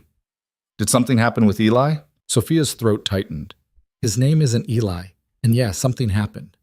Are we still friends with him and Emma? I don't know, Maddie. Mateo was quiet for a moment. Then, I hope we are. I like them. I know, baby, I know. That weekend was brutal. Mateo kept asking about Emma. Sophia kept avoiding her phone, which kept buzzing with messages she wouldn't read.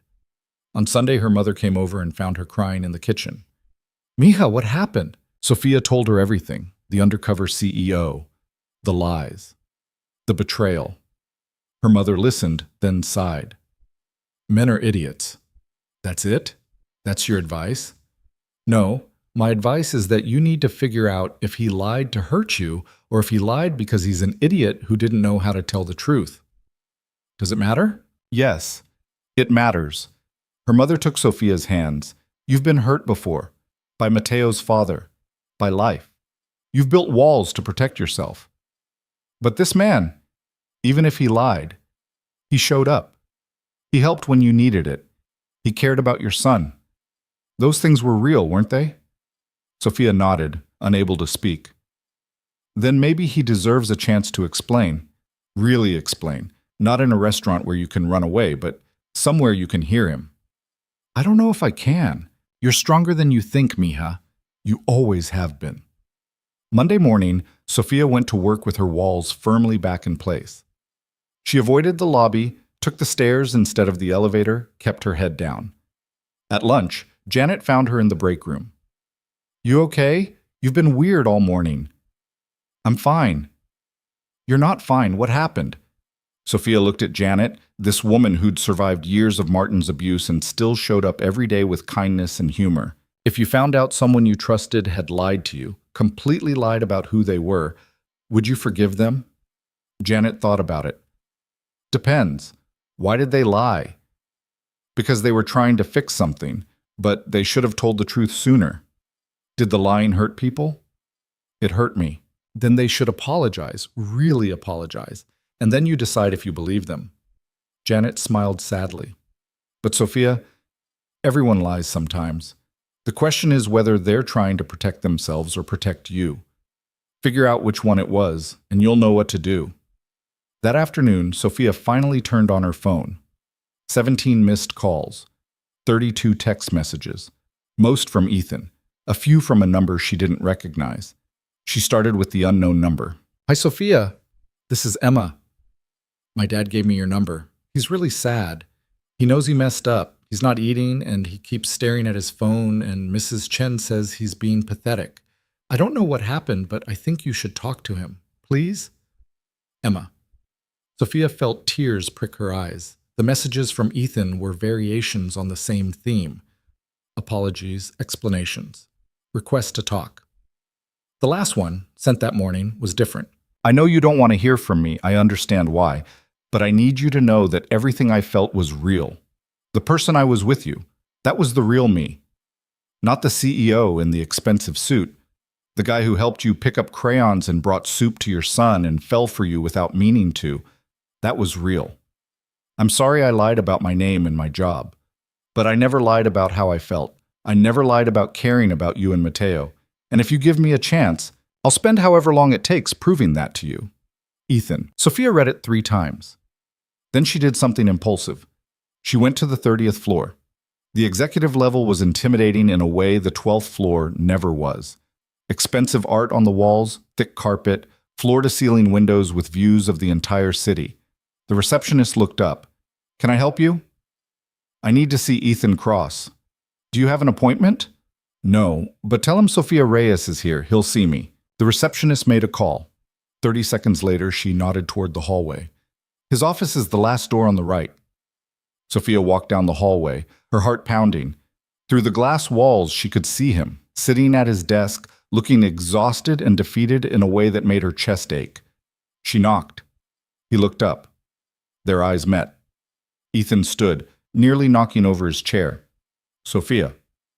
Can we talk? Yes, of course. He gestured to the sitting area by the window. Please.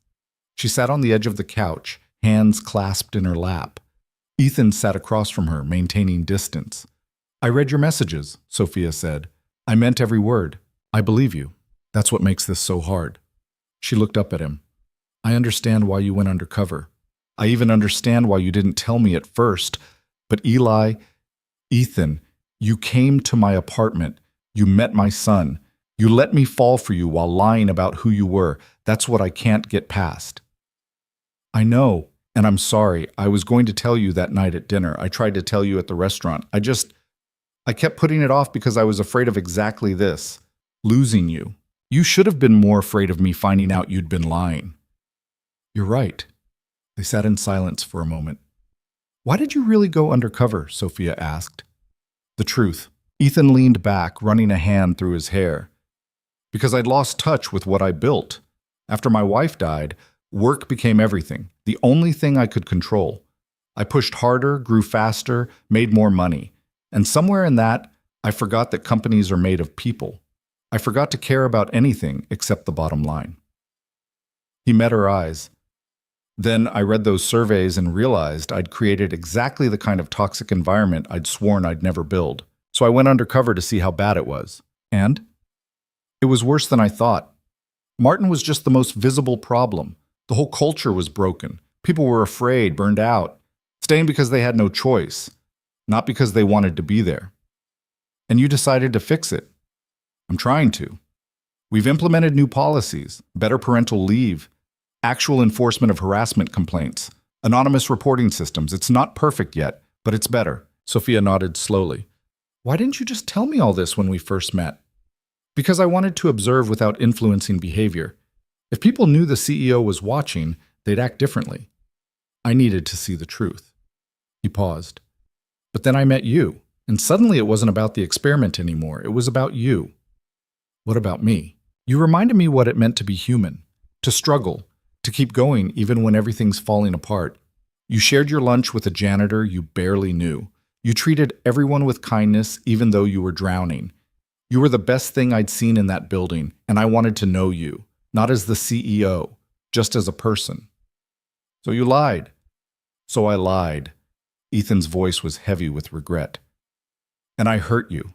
And I'm sorrier about that than I've been about anything in a long time. Sophia stood, walking to the window. The city spread out below, millions of people living millions of lives. From up here, they all look so small. I grew up poor. she said quietly. Really poor. My mom worked 3 jobs. We lived in a 1-bedroom apartment with my aunt and her kids.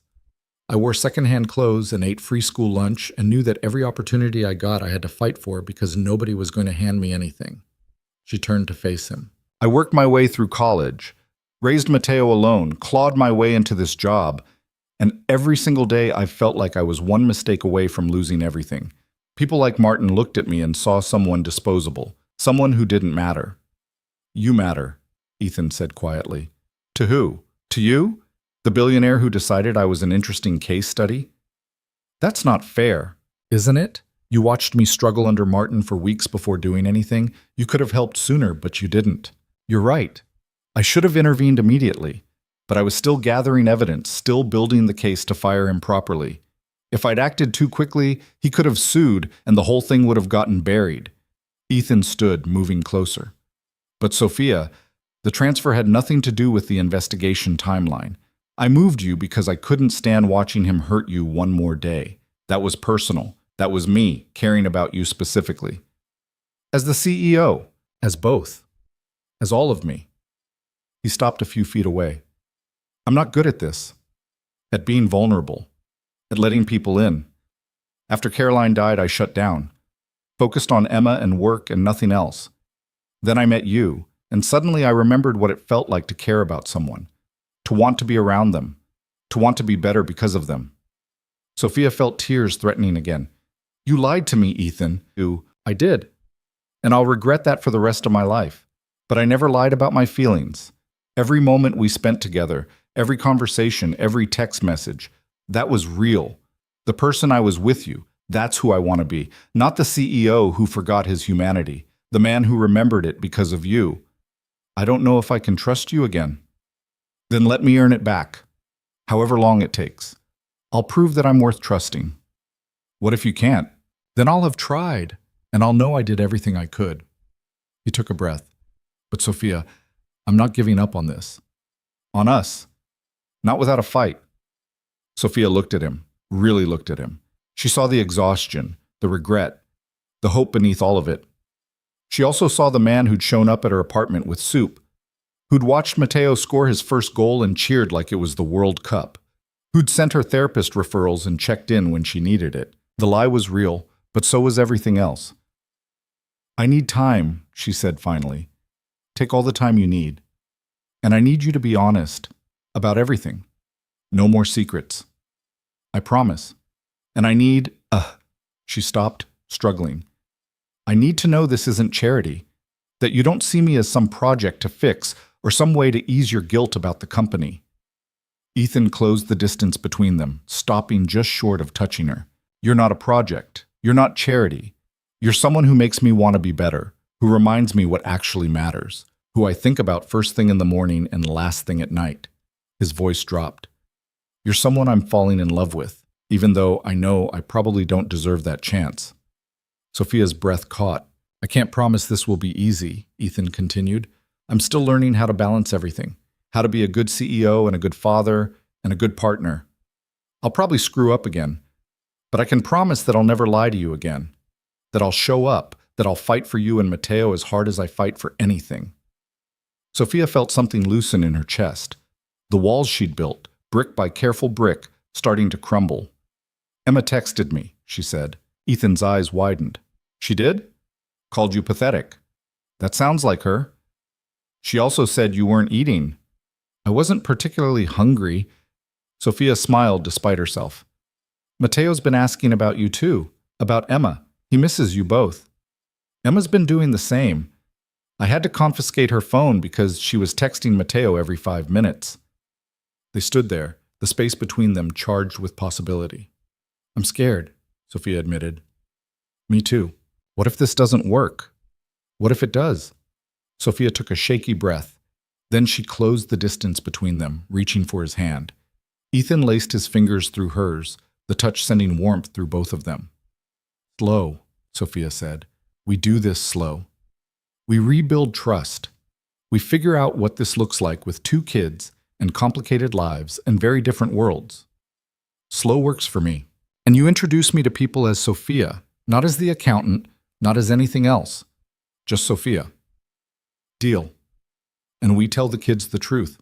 About everything. Agreed. Sophia squeezed his hand.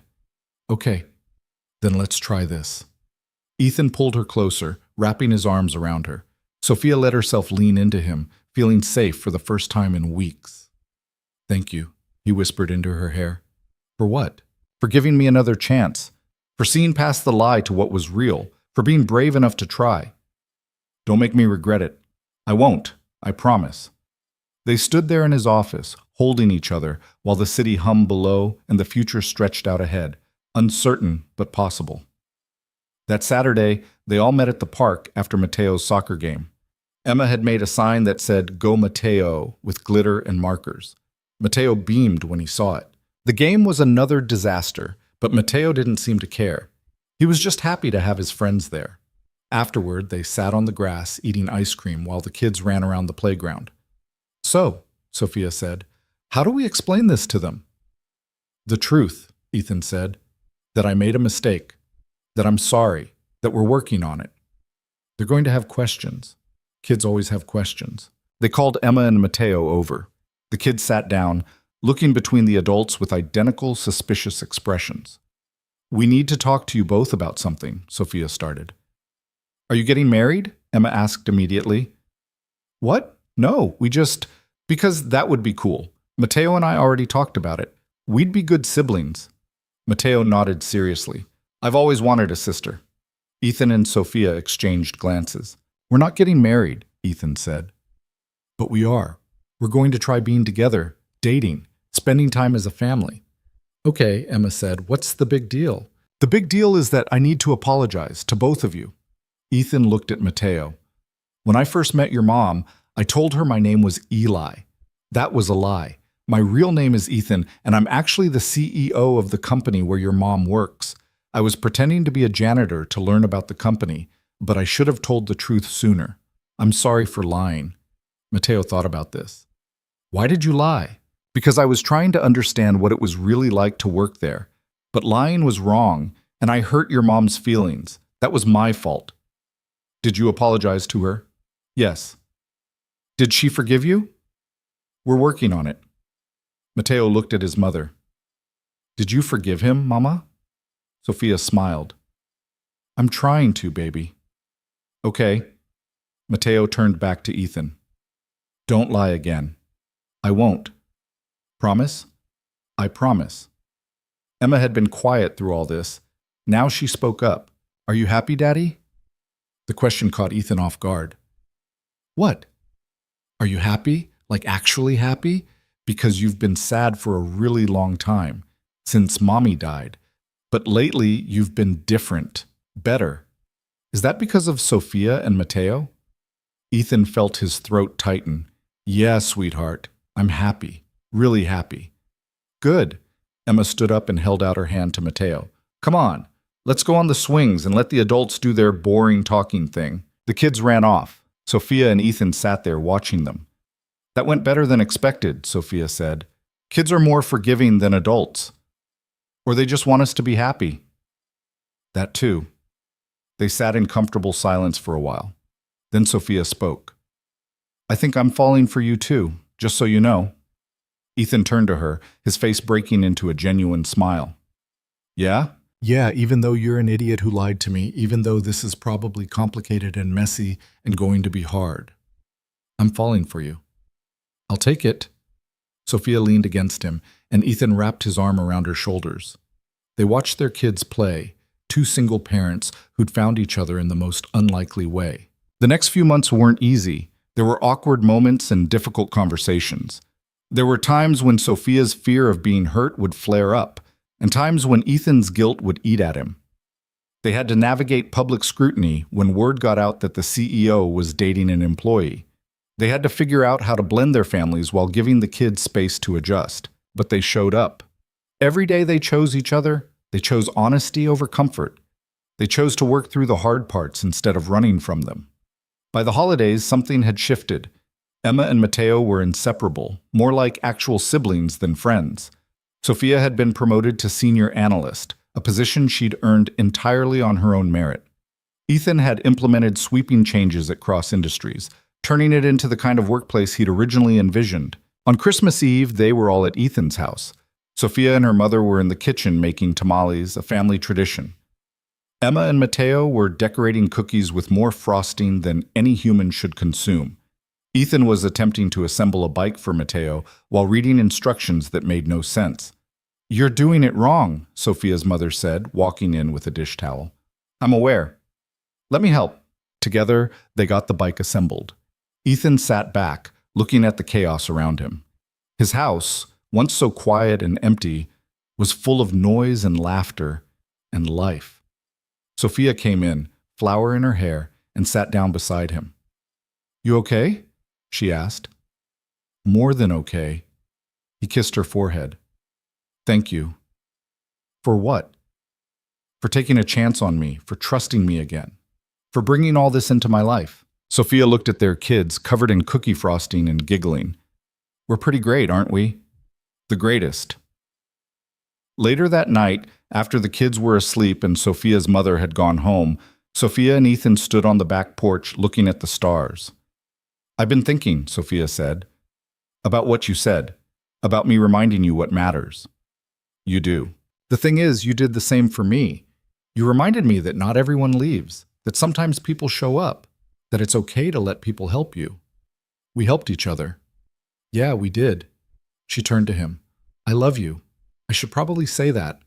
I love you, Ethan Cross, even though you're a billionaire CEO who sometimes forgets to eat lunch.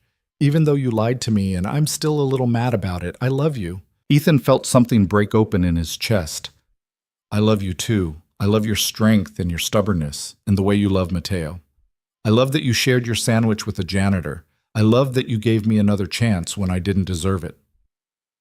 They kissed under the stars, two people who'd found each other in the most unlikely way. Inside, Emma woke up and padded to the window. She saw them on the porch and smiled. Then she went back to bed, satisfied that her drawing from months ago had been prophetic after all. The next morning, Mateo scored another goal at his soccer game. This time, they were all there to see it. Emma screamed so loud she lost her voice. Sophia cried happy tears. Ethan felt his heart swell with pride for this kid who wasn't his by blood, but was becoming his in every way that mattered. After the game, they went for their traditional ice cream. While the kids debated toppings, Sophia's phone rang. She answered, stepping away from the table. When she came back, her face was pale. "What's wrong?" Ethan asked. "That was Mateo's therapist. She had a cancellation next week and wanted to know if we could take it. And I realized I don't have to panic about the cost anymore. My insurance is better. I'm making more money. I can actually afford to give him what he needs." She started crying, not sad tears, relief tears. Ethan pulled her close, letting her cry into his shoulder. "You did that," he whispered. "You fought for this. You earned this. I'm so proud of you. I couldn't have done it without you." "Yes, you could have. You were already doing it. I just helped speed up the timeline." They stood there in the ice cream shop holding each other, while their kids watched with the casual acceptance of children who'd seen their parents be human and vulnerable and real. 6 months later, Ethan stood in front of the entire Cross Industries staff at the annual company meeting. He'd given these speeches before, always focusing on numbers and growth and shareholder value. This time was different. 3 years ago, I was lost, he said. I'd built a successful company, but I'd lost sight of why. I'd forgotten that businesses are made of people, that profit without purpose is hollow, that leadership isn't about being the smartest person in the room, it's about making everyone else smarter. He paused, looking out at the sea of faces. Then I went undercover as a janitor. Some of you know this story. Most of you don't. I spent a week cleaning floors and emptying trash cans and listening, really listening. And what I heard broke my heart. I'd created a place where people were afraid, where hard work went unrecognized, where speaking up meant retaliation. Murmurs rippled through the crowd. I'm not telling you this to make excuses. I'm telling you because you deserve to know that I see it now. I see what I did wrong, and I'm committed to doing better. We're committed to doing better. He outlined the changes they'd made, the new policies, the accountability measures, the commitment to creating a workplace where people actually wanted to be. But more than that, he continued, I want to thank someone who reminded me what it means to show up every day and fight for what matters, Who taught me that strength isn't about power, it's about perseverance? Who helped me remember that the best version of myself isn't the CEO in the expensive suit, it's the person who stops to help someone pick up crayons on a bad morning? In the audience, Sophia ducked her head, blushing. Janet nudged her, grinning. We're all works in progress, Ethan finished. All of us. Me included. But if we keep showing up, keep trying to be better, keep choosing people over profit, we'll build something worth being proud of. Together. The applause was thunderous. After the meeting, Sophia found him in his office. That was quite a speech. Too much? Perfect. She closed the door. Although you basically just told the entire company we're together. We are together. I know, but now everyone knows. Is that a problem? Sophia thought about it. 6 months ago, she would have panicked, worried about what people would think, whether they'd assume she was only successful because of who she was dating. But she'd earned her promotions, proven herself over and over, and anyone who doubted that could fight her. No, she said. It's not a problem. Ethan smiled and pulled her close. Good, because I'm done hiding. I want everyone to know that you're the person who changed my life. Dramatic. True. They stood there in his office in the building where they'd first met and kissed like they had all the time in the world. Because they did. Time to build something real. Time to be imperfect together. Time to show up, day after day, choosing each other and their kids and the messy, complicated, beautiful life they were creating. Outside, the city hummed. Somewhere, a janitor was mopping floors. Somewhere, a single parent was struggling to make ends meet. Somewhere, someone was on their knees picking up the scattered pieces of their life, hoping someone would stop to help. And in a world that often felt cold and indifferent, sometimes someone did. Sometimes that changed everything. Years later, on the day Ethan and Sophia got married in a small ceremony with just their families, Emma gave a toast. My dad was sad for a long time, she said. After my mom died, he forgot how to be happy. He forgot that life was about more than work. Then he met Sophia and Matteo, and he remembered. He remembered that the best things in life are the people who show up for you, who see you at your worst and love you anyway, who help you pick up your crayons when everything falls apart. She raised her glass, raised Bautier, to showing up, to second chances, to families that choose each other, and to my dad, who finally stopped being an idiot. Everyone laughed. Ethan wiped his eyes. Sophia squeezed his hand. Matteo, now 10 and already taller than Emma, leaned over and whispered to his mom, "This is pretty cool, right?" "Yeah, baby," Sophia whispered back. "This is pretty cool." And it was. Not perfect. Never perfect. But real. And true. And worth every hard moment it took to get there. The kind of life you build when you're brave enough to be honest. When you're willing to admit your mistakes. When you choose love over fear, even when it's terrifying. The kind of life that starts with picking up crayons on a Tuesday morning and ends with forever.